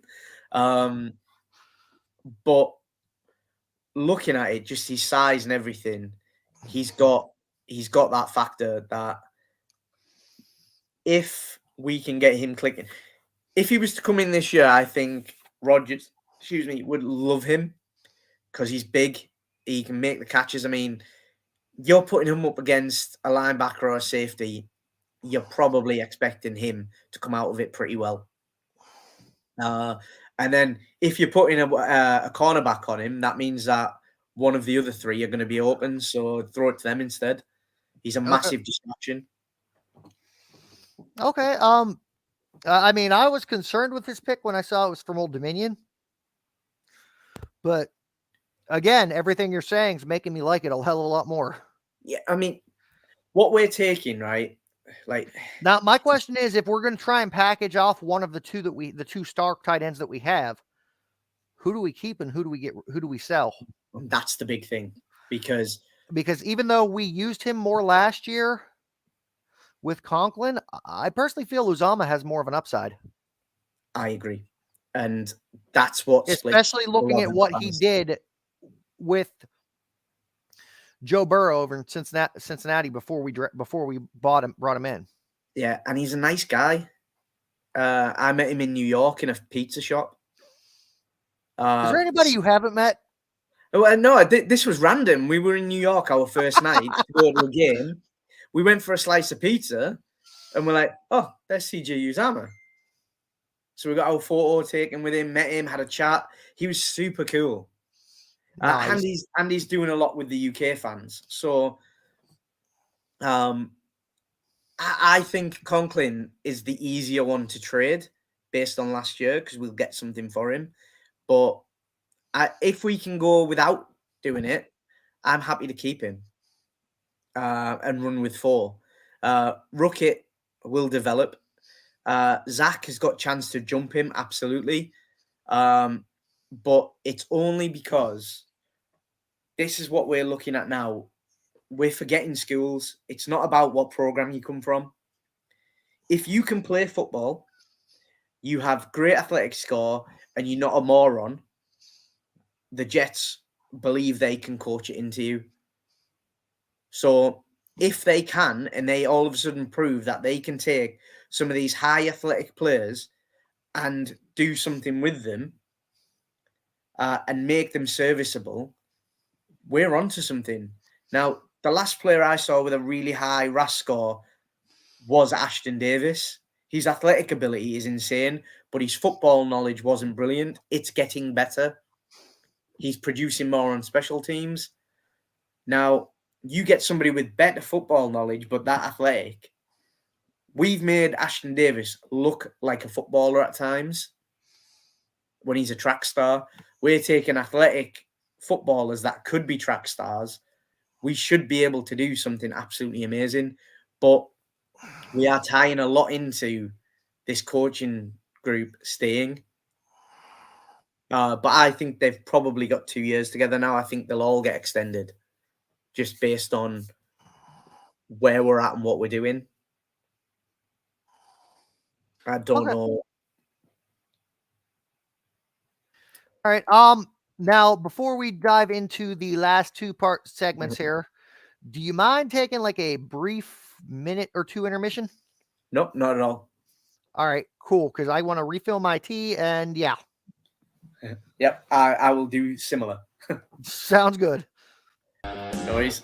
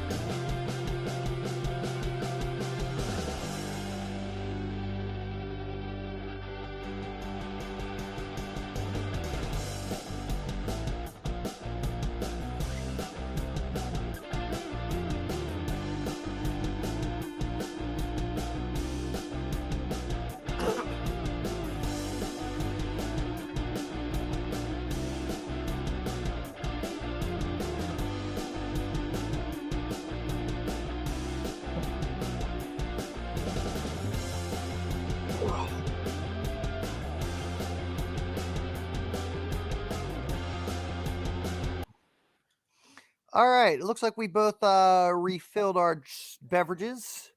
Absolutely. Probably took a water break in between as well. Absolutely. Now it's time to get into realistically when people want hearing that we're covering the Jets in this episode would consider the meat and potatoes of our off-season discussion. Oh boy, it's time for the Aaron Rodgers saga The and making Messiah. sense of it all. And I know I briefly mentioned during the preamble that this was not my choice. This is not the guy that I wanted us to go after. And honestly, I'm begrudgingly happy because with everything else that we've done, I can see us having a shot at a championship this year. But the big problem with it is this is a 2, possibly 3-year loaner deal.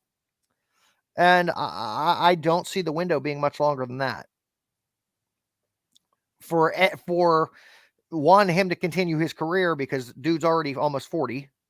2, unless we luck out and get the second coming of Peyton with his nephew Archie Manning or somebody serviceable that's going to ball out, maybe as I'd mentioned to you before we went on the air, I'm not opposed to the idea of drafting Talea based on his brother's performance and what he's done with Maryland. Let's just hope Talea is a bit more durable than Tua. But I don't like the fact that with this Aaron Rodgers deal, it's pretty much the Jets saying that we are still committing to Zach Wilson as the long-term future. I think they have to do that with the position that we're in, because for the front office and the coaching staff to admit a failure now, it ends their tenure. They're pretty much saying that they cannot save Zach.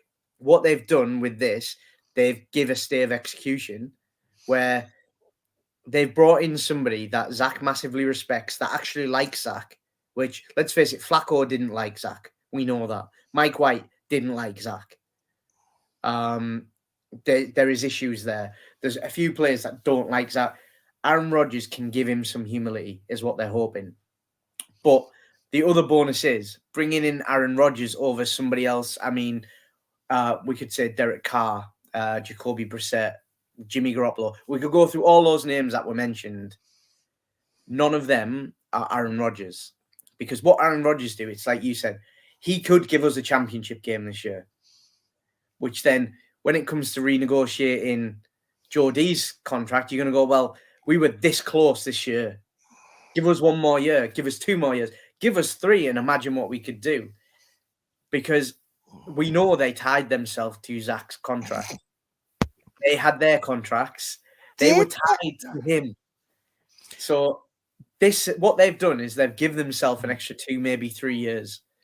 And whether we like it or not, I mean, I think JD's done a great job. Salah, to a degree, has done okay, but he's OC. If this year, if Hackett balls out and we have a great offense, a decent defense, we have to give them more time, and that's what they've done. This has been nothing else. Aaron Rodgers has saved JD and Rob Salah from getting sacked next year. That's my opinion on it. I can see it maybe being what saved Salah from getting sacked, but looking at the fact that he's coming off of a season where he brought us the honestly, the number 1 and number 2 offensive rookies of the year, as well as the defensive rookie in the year, I don't think Joe Douglas was going anywhere. I don't personally, but a lot of people do. And honestly, I feel this is being more keeping Zach Wilson and still not admitting the fact that we fucked up is more a blemish on Joe Douglas than it would have been had he gotten rid of him on the offseason and done ultimately what I wanted to see done, which would have been re-sign Mike White as our backup. And I've been saying all year, all offseason, that given the fact that he had Cleveland in a position where they would have made the playoffs had they not benched him in favor of the cow that they sold the farm for, I wanted Jacoby Brissett. The way I look at it, we could have gotten Mike White and Jacoby both signed for at least 4 or 5 year contracts. Probably for what we're going to end up paying Rodgers just by himself. I think what I saw on Rodgers, the deal has gotten out after 24, which is very favourable in our side for money. We can get out after 24 with no dead cap, apparently. But I did see it in passing while I was at work today. It looks okay. I mean, don't get me wrong, it's big, but when you think about it, this year he is costing us 1.2 million because retained salary from Green Bay because of the guaranteed money on it. But yeah, and then we can rework next year, but there's a potential out in 2024. But if he plays that, then that's kind of the end of it. So I don't know. I think it's one of those where we are hoping that he saves Zach, and I think with the upside that Zach has, we all should be hoping he saves him. We should never be hoping that he fails. Are we optimistic on it? Probably not. No. God no. But if he turned out and he give us Zach's upside in 2-3 years' time, that for me, that solidifies his legacy. I mean, not that he needs it; he's already a Hall of Famer, but it moves him up because he developed somebody that should have been out of the league. And I agree, where Zach's at currently, he is not a starting quarterback. But Zach has more upside than Will Levis. Probably more upside than Anthony Richardson. These are QBs that went this year that probably will start. He's upside. My issue is that, one, I think our quarterbacks coach is a joke. I hate the fact that we've got somebody who just can't do that job doing that job. And I hate the fact that we didn't replace Greg Knapp straight away out of respect for him. Like, it was a disrespect for me that we didn't replace him, because it almost means that they've done it on this thing that nobody could replace him. but really it came across as, well, we didn't really need it, but it turns out we really did.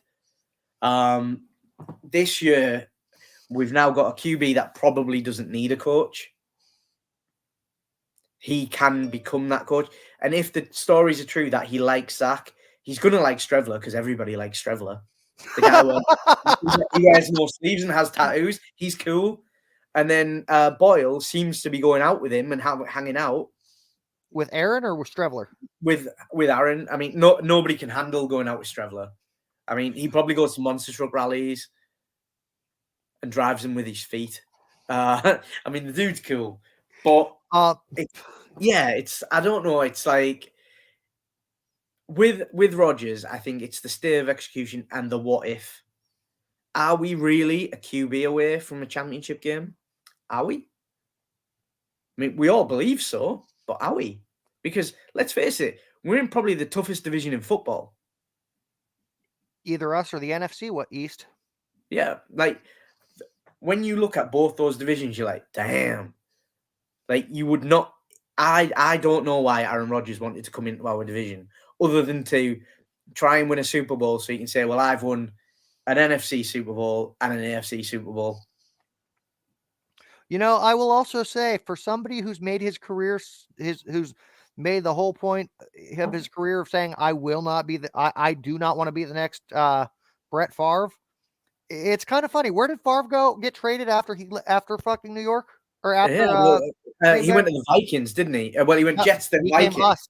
He came to us and had the worst year of his career. Let's hope history does not repeat itself. Well, the way we're looking at Aaron Rodgers, I mean, I don't know if you're on very many Green Bay pages, but we have like a really big one in the UK because there's a lot of cheeseheads. And they are fuming in the fact that Aaron Rodgers is doing optional training, because he never did it with Green Bay ever. Like, ever. He never went to voluntary camp. And Aaron Rodgers is out there today like, wait, have it, Garrett. So they hate that. But he looks hungry. Like, he's still doing drop back drills that rookies do. And he's smiling doing it. It's not like it's tedious. And you're like, dude, we know you can do this pass off. Like, you do not have to fake a handoff. We know you can do it. We've seen you do it. But he's still doing the full motions. I mean, hell, we've seen him do it in a Super Bowl. Yeah, and win. But I mean, I'm not saying I hate the fact that Aaron Rodgers is our quarterback. Like, we could do much worse. But as I was saying before, for me, at the end of the season, I was all in for Jacoby. Yeah. And because I get it. I know what you're saying. Because of the reasonings on that were, one, he's would have been gotten cheap. Mm-hmm. 2, he's young enough that we could build around him for a decade. And 3, he's good enough that we wouldn't have to worry about ever having to hear the name Zach Wilson again. Potentially. It's always potentially. Now, I totally understand that, and I massively do respect the fact that you've thought about it. You haven't just picked a name out of the hat. My only thing with it is, I feel like we've tried this before, where we've took players who've got a bit of time left and tried to build around them. I feel like we did it with Fitz. I feel like in a way, we did it with McCown. Like, after Sanchez, it all seemed to go away from let's draft, let's build. Like, we had Pennington, then we went Sanchez, then it was let's just bring somebody in and do it. Wasn't there another quarterback between Pennington's? Was it O'Brien? Was it Testaverde? Oh, I think Testaverde was before Sanchez. I'm not sure, but I think it was O'Brien. Really? Was that? I feel like that was further. I was saying that, like, it is quite long ago now, isn't it? All right. List of New York Jets starting quarterback. Let's see. Come on. So right now, 22, Zach Wilson, Mike White, Joe Flacco. So 21-22, Zach Wilson. 2018 to 2020, Sam Darnold. 2017 was McCown. 15 and 16 was Fitz. 13 and 14 was Gino. 09 to 12 was Sanchez. Oh no, there was a quarterback. Brett Favre was in between Pennington and freaking Sanchez. So, like, we've never done amazing things with drafted quarterbacks. Oh, Jesus Christ. Yeah, I'm way off. Ken O'Brien was clear back in 85 to 91. Yeah, I was like that was like well before I was on board. Well, I was 3 years old when by the end of the O'Brien era. Yeah, I mean, I became a Jets fan in '99. The name I was thinking of was Neil O'Donnell, who we had for 1 year in '97, which was still before Pennington. Yeah. It's that big thing. Like, I get the methodology, but I think we're all looking into it a bit too much. I think it is just that simple of Aaron Rodgers, on pure ability on his day, was the best player available. We cannot dispute that. Like, hands down, on his day, of everybody that was available this year, Aaron Rodgers was the best one. I think we've got a good price on him. There's an argument to be made that he might not have been, but for those of you that are saying no, Lamar Jackson's better, put down the drugs. Yeah. I saw Lamar Jackson playing the divisional game live against the Titans. And that was the day that I decided I was out on Lamar Jackson. He does not have the mental temperament to win a big game because he does not trust the players around him. Guy got abandonment issues of wide receivers. I mean, don't get me wrong. He has got some wide receivers to choose from now. Devin Duvernay, Demarcus Robinson, OBJ. Sammy Watkins, Odell Beckham. And they drafted as well, didn't they? I believe they drafted a wide receiver as well. But unless history goes to show that it was Greg Roman and not Lamar Jackson, I'm sorry, Lamar Jackson, his history's shown that unless your name is Mark Andrews, he's not even fucking looking at you to throw the ball before running it himself. And I'm hoping that changes now, just for the sake of some. With Greg Roman being out, let's hope. But I'm a big believer that this move can only be good. It can be bad if we want it to be, but we should technically see good football this year. For the next year or two, it's a great move. Hands down. My question mark, and the big question mark that's going to tell me in the long term whether this was a good move or not, is what do we see from Zach Wilson in 24? Or 25? Yeah, so 25 is the big one for me. And I know you're saying that Zach Wilson, I know everyone knows that Zach Wilson has been staring at posters of Aaron Rodgers on his wall since he was in freaking grade school. And you're saying that Aaron seems to like Zach, but my problem is we're looking at Aaron Rodgers to groom his replacement with Zach Wilson. Yet he's had 3 years with Jordan Love, and the only thing Rodgers has done is bitch that he was on the roster. Yeah, because he didn't like him because he knew what was happening. Where this situation is totally different. Like, we have not brought him in. Like, Aaron Rodgers knows we are not looking at anybody else starting football games while he's here. Like, Aaron Rodgers has hated the fact that he knows what Green Bay do because he was that rookie quarterback at one point. He knows what they've been whispering to Lance. They know how it's been worked. There is no secret. Love. Love. Yeah, sorry. I mean, they probably wish they had Lance. So Green Bay have been grooming Love to do what Aaron Rodgers did to Favre. What's happening now is Aaron Rodgers is coming into a situation where he knows he can go when he wants. But they will have explained to him, we want you to try and do this. We want you to show this. We want you to do that. And he's thought, you know what? I want to give it a go. Because I think Aaron Rodgers does love football enough to probably look at a career after football in football.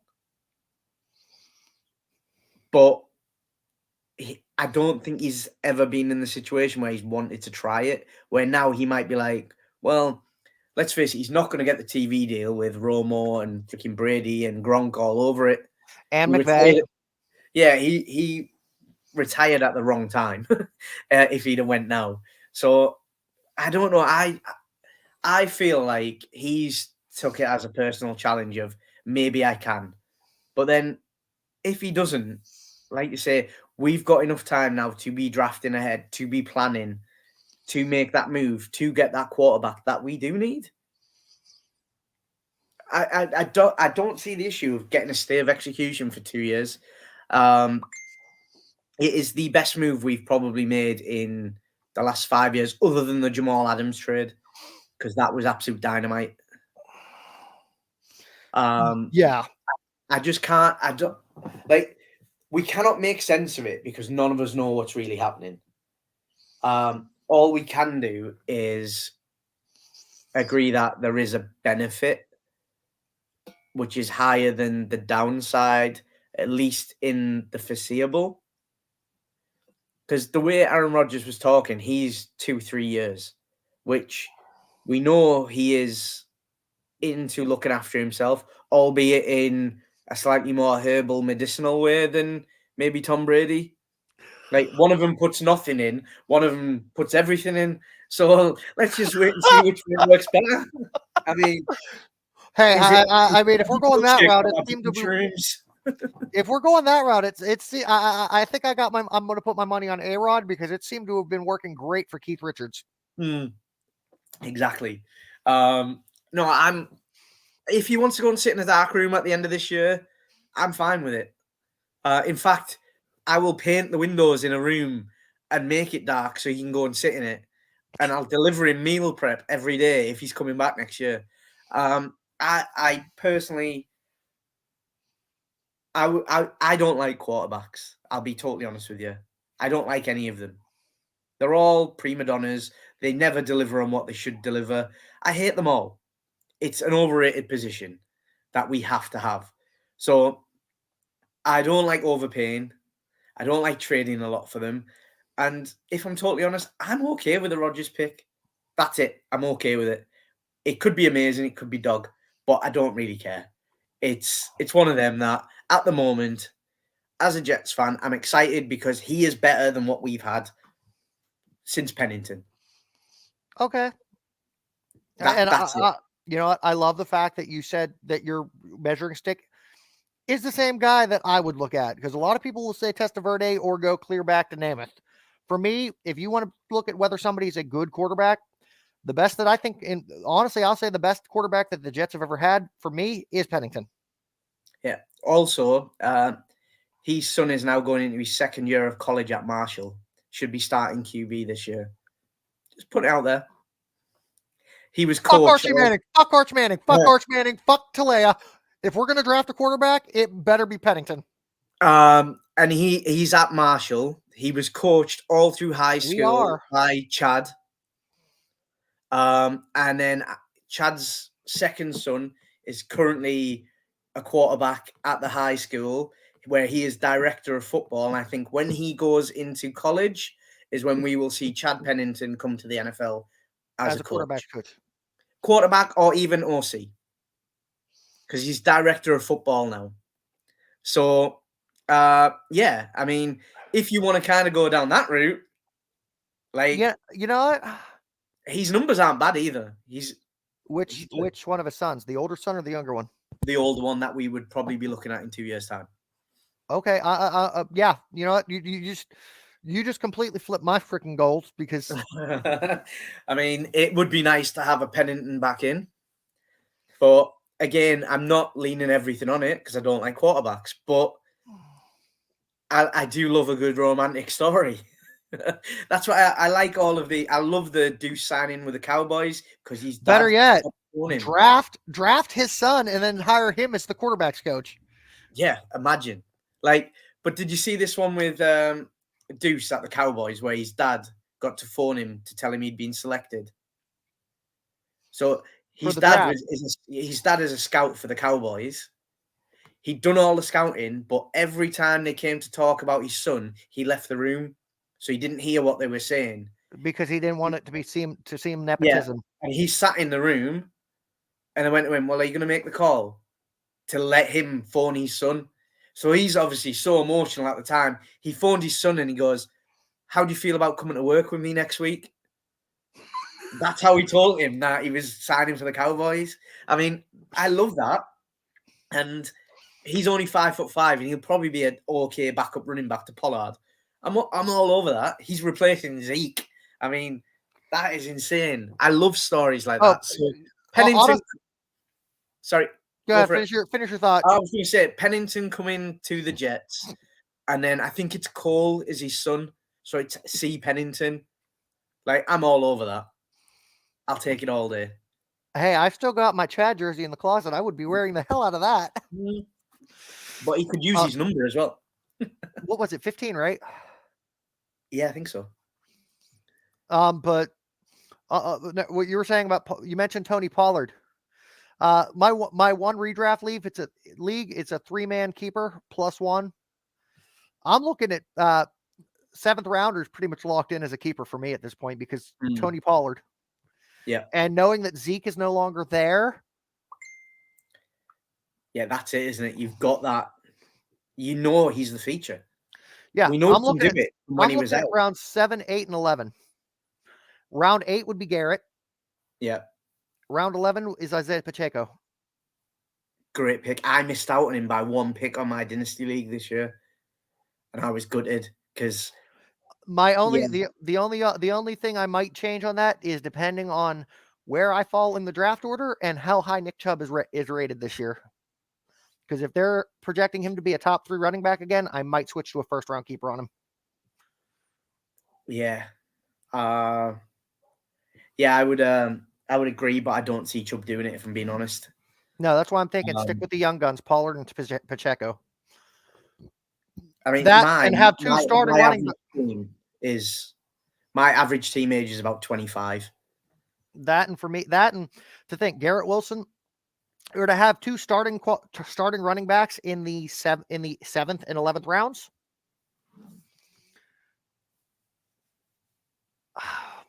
But anyways, we kind of getting a little off topic there. The last segment we got to talk here is the schedule. Schedule itself hasn't been released, but our opponents have. Yeah, we got home games against the Commanders, the Eagles, the Falcons, the Chargers, the Chiefs, the Texans, Bills, Dolphins, and Patriots, obviously. And then we got away games against the Cowboys, Giants, Broncos, Browns, Raiders, Bills, Dolphins. Yeah. So going through this, looking at what we've got, how many of these games are surefire wins? How many of them are losses? Well, let's not look at them as wins. Let's look at which ones are guaranteed. What we would say, we're going to lose that, and we're okay losing it. Well, I can definitely see us smoking. I can definitely see Aaron Rodgers rolling up and smoking Washington. Yeah, I mean, on the home games, there's only 3 that I would say. Philly. Yeah. Philly at the moment, they played amazing. They've drafted amazing. On paper, they are probably the best team in the NFC. Yes. Outside, like a battle with 49ers. Honestly, I'm only seeing 1 guaranteed loss on the home games. I see 2 that are going to be fights, possibly 3. So, but I'm not seeing the only game that I'm saying at home is a guaranteed loss is Philly. Right. I think Kansas has lost a few pieces this year, if I'm not mistaken. And Buffalo has been is not as strong as we thought they were previously. So I could see definitely home games going. So if the 2 that I'm saying are going to be a fight, if we split those, I could see that going 7-2 with the home games. Yeah, I mean, I'm probably about the same because I think Philly, if somebody told me they were going to put a 40 burger on us, I'm okay with that. Because on paper they are a better team. Everybody else, I think we can beat. And Then on the away games is where it gets a little bit more thing because we're away, and I've got 3 that I think we could lose. see the away schedule, I'm looking at 1, 2, 3, possibly 5 potential losses on the road games. Oh, so where are your 5? Starting with the first one, Dallas, Right, fair. because objectively, Dallas every year has the best offense on paper. They don't necessarily convert it to being the best offense, but they've got the best roster on paper. Knowing that Sean Payton is back and is going to be working with Russell Wilson, I can see Denver making a bounce back this year. I have Denver as a loss purely for that. Russ Wilson plus Sean Payton terrifies me. I've got Vegas as a potential loss. Yep. Having Because it's in Vegas. Yeah. Being in Vegas, the fact that they've got Garoppolo, who after being ousted from San Fran is going to have a chip on his shoulder. Not to mention he's still throwing to Devontae. But if he has a chip on his shoulder, he's going to be out for 6 weeks, so it's fine. But the fact that he's going to be throwing to Darren Waller and Devontae Adams is a scary thought to me. Yeah. Not to mention the best running back in the league this year, Josh Jacobs. Mm-hmm. Buffalo, I can definitely see being a split home and home series. Yeah. Buffalo for me is one. Especially with Josh Allen, who honestly I think is, of the quarterbacks that have come out in the past 5 years, the best of the best. I think he's overrated, but yeah, we won't get into that. That's a big soapbox rant. That's my thought. That's the way I feel towards Pat Mahomes. Yeah. Yeah, I can see that too. And the most underrated quarterback out of that past few years that I think is a lot better than everyone's giving him credit for would be one of our home games, the Chargers. Yeah, he's never going to set the world on fire. Miami, the road game with that for me, it's going to be a matter of which quarterback are we facing. Yeah, and which time of the year. For me, Buffalo and Miami is dependent on when we play them in the year away. If we get Buffalo early season, September, October, I think we beat them. If we get them New Year's Day, they're gonna beat us. They just play well in the cold, and they do. It's an awful place to go in the cold.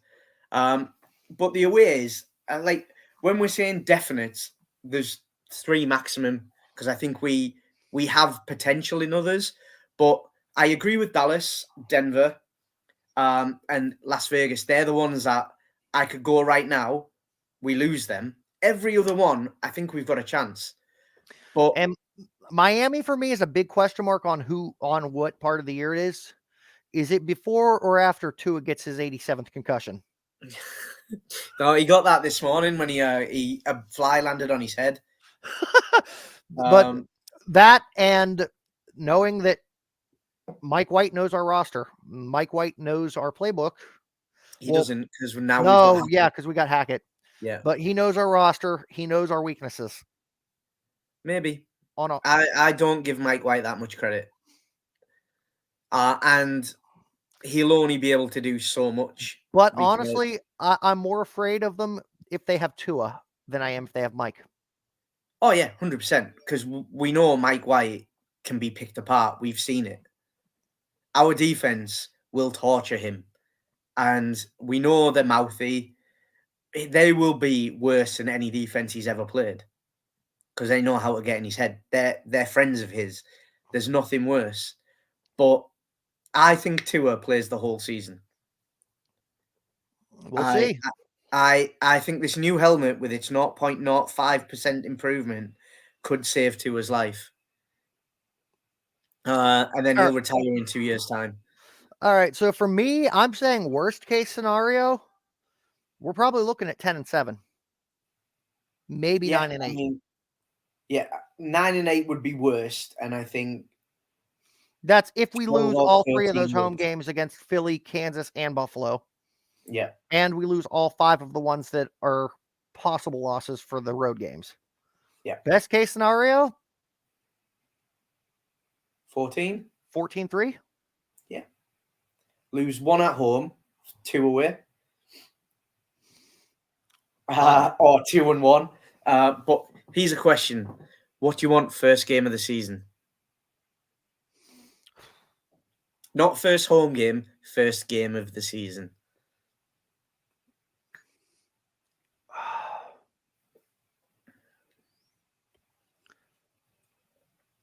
Well, for my financial situation and the fact that I'm planning on making that trip, I don't want it to be Cleveland. Because I want Cleveland to be late season when I have a chance to give me more time to save money for that trip. Yeah. So first game, for the game that I'd like to see us start the season with, give us our biggest problem early. Let's see the road Buffalo game. So the romantic side of me, I want the Giants because it's likely that it will be 9-11 when we play them. And it will be obviously at MetLife. Giants, Jets on the anniversary, and we've got 3 hometown boys who will probably all be in the starting lineup. Like, you don't get much more emotion in a game. So I love the thought of that. But then I would also like to get like LA. That would have to put us at the Monday night football game. Yeah. But then again, with Aaron Rodgers being signed, we know they are saying we're getting a lot more prime time this year. Yeah, I mean, I'm expecting that primetime Monday night first game. But can you imagine how adrenaline-filled that game will be to start the season? Other than that, I mean, I wouldn't mind one of the big travel trips early. So maybe What, like Dallas or Vegas, yeah, or even Denver. I mean, all 3 games that we said we could lose, I'm okay losing the first game. The Saints normally lose the first 3, and they always make the playoffs pretty much. So it's just get that out the way because that's one of the travel. The rest of the travels, I mean, you look at it: Cleveland, Buffalo, Miami, New England, Dallas, and Giants. That travel is next to nothing. The Giants is a glorified home game, really. Yeah, it's a home game with less fans. Honestly, with the Aaron Rodgers signing, something tells me we're gonna, even though as the road team, we'll probably have more jerseys in the crowd that game. Yeah, I mean, even the Giants fans are pretty happy that Rodgers is in New York. So at least there's one QB in New York. But yeah, wow, I mean, you're really dissing Danny Dimes. But the thing is, I'm a universally disser. I don't like any of the quarterbacks, so it's fine. But yeah, I mean, no, I'm lying. I don't mind Brock Purdy because he was meant to be crap and he's not. So I'm okay with that. And I hated Dak Prescott until I saw his Man of the Year video and everything that happened to him over the last few years. Massive, massive respect for him now. His fashion sense is terrible, but it's still as a better person, Cam Newton. Yeah, still better than Cam Newton's. This is true. But yeah, I mean, there's a lot of pluses in that. And ladies and gentlemen, that you can tell we're coming up on the end of this recording because now Anth and I are doing nothing but cutting up. Yeah, I mean, the one thing next week is, well, in 2 days, apparently, they're announcing Schedule release. The away teams for the international series. Oh, shit. Now, Buffalo are one of the home teams in the UK. Now, the Jets have told me not to expect the Jets over, especially not on an away game. But Rodgers' magic, I just can't see them pulling that game from Buffalo because that's going to be a huge game for Buffalo. Yes. So I like, but we will know that in 2 days and then schedule a release next Thursday. So yeah, exciting time. Next Thursday will be when I got to start looking to figure out where my seats are going to be, because I might just be a smartass and book tickets in the dog pound. Yeah, I mean, why not? Because I that's mean, the most rowdy Cleveland fans. Why not? I'm coming over to MetLife early November, so I'm kind of hoping that it's one of the really cool games. Like what? Philly, Yeah, Kansas, or Buffalo? Yeah, Kansas or Chargers, because I would like to see Herbert play. I don't think I've seen him yet. But then again, I would love to see Houston as just trounce them. I mean, I was at the Bears game last year where that was just, oh my God. It was the game where Elijah Moore came out of the doghouse because he'd been kicking off, and then he caught the touchdown in the end zone corner. And we were inside the tunnel waiting to go into the end zone to do a big like dance thing for being the UK fans. So I was like literally field level, about 30 yards off the field. And we couldn't see the ball coming. All we saw was Elijah Moore running. We're like, well, he's not going to catch it. And all of a sudden he went, ah! And we were like, what? And there's water coming down from like a waterfall. We just went insane. It was like being on the field when it happened. So yeah, I'm all up for us playing a game where we can absolutely trounce them. But I think Atlanta got better this year. Washington didn't. Philly got better. Chargers, don't really think they did much. Kansas did not get better. Houston got better, but they're still crap. Buffalo, meh. Miami, I think, got better. New England, like, what happened to them? I mean, they drafted a kicker and a punter back to back. I mean, Bill's on crack. Like, somebody needs to go and check on him. Like, both of those players would have been there as undrafted free agents. There was no need to draft them. I can't argue with that point, but anyways, I think I've already tied you up for about 2 hours and 17 minutes. I think we've covered just about everything there is until the schedule actually gets released and we get closer to preseason. Anth, you want to give them a shot? Give the fans a shout out where they can follow you? Yeah, absolutely. So it's Gangrene UK. We're on Facebook, Instagram, YouTube. We haven't done the YouTube content for a while, but it's coming back. And we're on Twitter as well. So yeah, reach out, give us a follow for all things Jets and occasionally just random football facts and a bit of banter with some other teams. All right. Y'all know me. Y'all know you can follow me at TJE Joker. You can follow Mooncutter Sportscast at Mooncutters. You can follow that both on Twitter. Where's the logo? The best way to help me out is to subscribe to Running Force Productions on YouTube. It's the logo up above Anth's head. Running Force spelt with one word, capital R, capital F. Otherwise, this feels great. I'm now super excited for the season and to keep the off-season series going, because you've set a high mark here to be the measuring stick of what future guys can compare to. I am the epitome of a positive Jets fan. I mean, even when we're down, I'm positive. It's never over. So yeah, if you ever get down and need some positivity, I'm here. Always come on. Tell Otis and the rest of the guys I said, hey, hopefully next time we can get more of the crew on. Absolutely. They're all on date night tonight. They're all what? All on date night. Oh, on a Monday? Or Tuesday? Yeah, I mean, Tuesday night, but like we've got bank holiday weekend, so nobody wants to go out of the weekend. It's the King's coronation this weekend. Oh, shit. Yeah, like... Why London, did they... Okay, well, I gotta ask. She died back still in 2022, right? Yeah, September, October time, I think. Why is it taking so long for them to... It always takes like 6-7 months.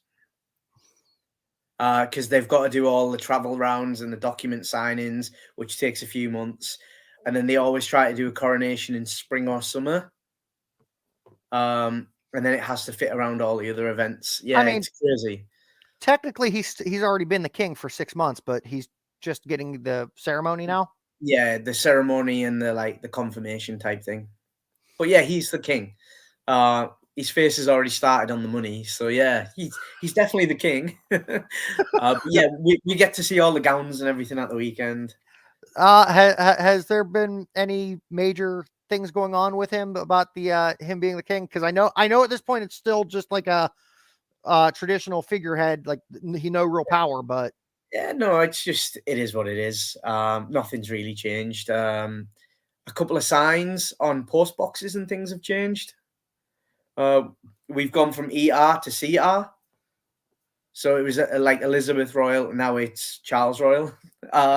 Yeah, it's something like that, and it's gone from a 2 to a 3. Or yeah, it's minimal changes to life. Some people really hate it, some people don't. Yeah, I mean, it is what it is. It's the world that we live in, so it's just normal. oh god, that makes me question: are they going to change the portrait at Winnipeg Stadium, Winnipeg Arena now? Possibly. Or wait, is that or was that Queen Elizabeth? Wasn't it? Didn't I think it was Queen Elizabeth, wasn't it, on a Canadian visit? But no, if she opened it, they'll probably keep it. Um, yeah, I can't really see Charles taking much of that around. It's just more like royal seals changing over here. Royal seals and money, that's about it. And the national anthem, that's all we changed. okay? So apparently, as of September 22nd or September 9th, they're getting ready to they're putting the portrait back up. So I thought they'd already hung it up once they opened the new arena for tradition purposes, since the old Jets arena had the portrait hung. But yeah, I guess they only decided they were going to put it back up after she died. Yeah, I mean, it's a nice thought. But yeah, it's an interesting one because some people don't want the coronation, so because it's a lot of money, like 250 million. And yeah, it's only in London and on TV. So yeah, I mean, it's one of those. I've never had it in my lifetime. A lot of people haven't. Well, Um, no, she was on the throne for how long? uh, Probably about 70 years, I think. Because I know she's like the second longest reigning monarch of all time. Yeah, and nobody'll match it because she took the throne early. So yeah, it's an interesting time because like none of us know what happens like properly. So yes, Um, 70 years. yeah, but yeah, we'll see. It's gonna be an interesting one. I mean, I'm traveling down to London Friday and traveling. I was going to travel home Saturday, but I think I'm going to travel home Friday night now just to avoid the traffic. I don't blame you. But Because I anyways, live like 2 hours. But yeah, it's always but a pleasure. anyways, man, it's been a blast again. And I can't tell you how much I'm looking forward to the next time I get the opportunity to have you on, brother. It won't be as long next time, but yeah, we'll catch up soon. Yeah, definitely. Other than that, I think the most fitting thing to say to close this out is go gangrene. Absolutely. See you soon. This is Joffrey with special guest Anth signing off.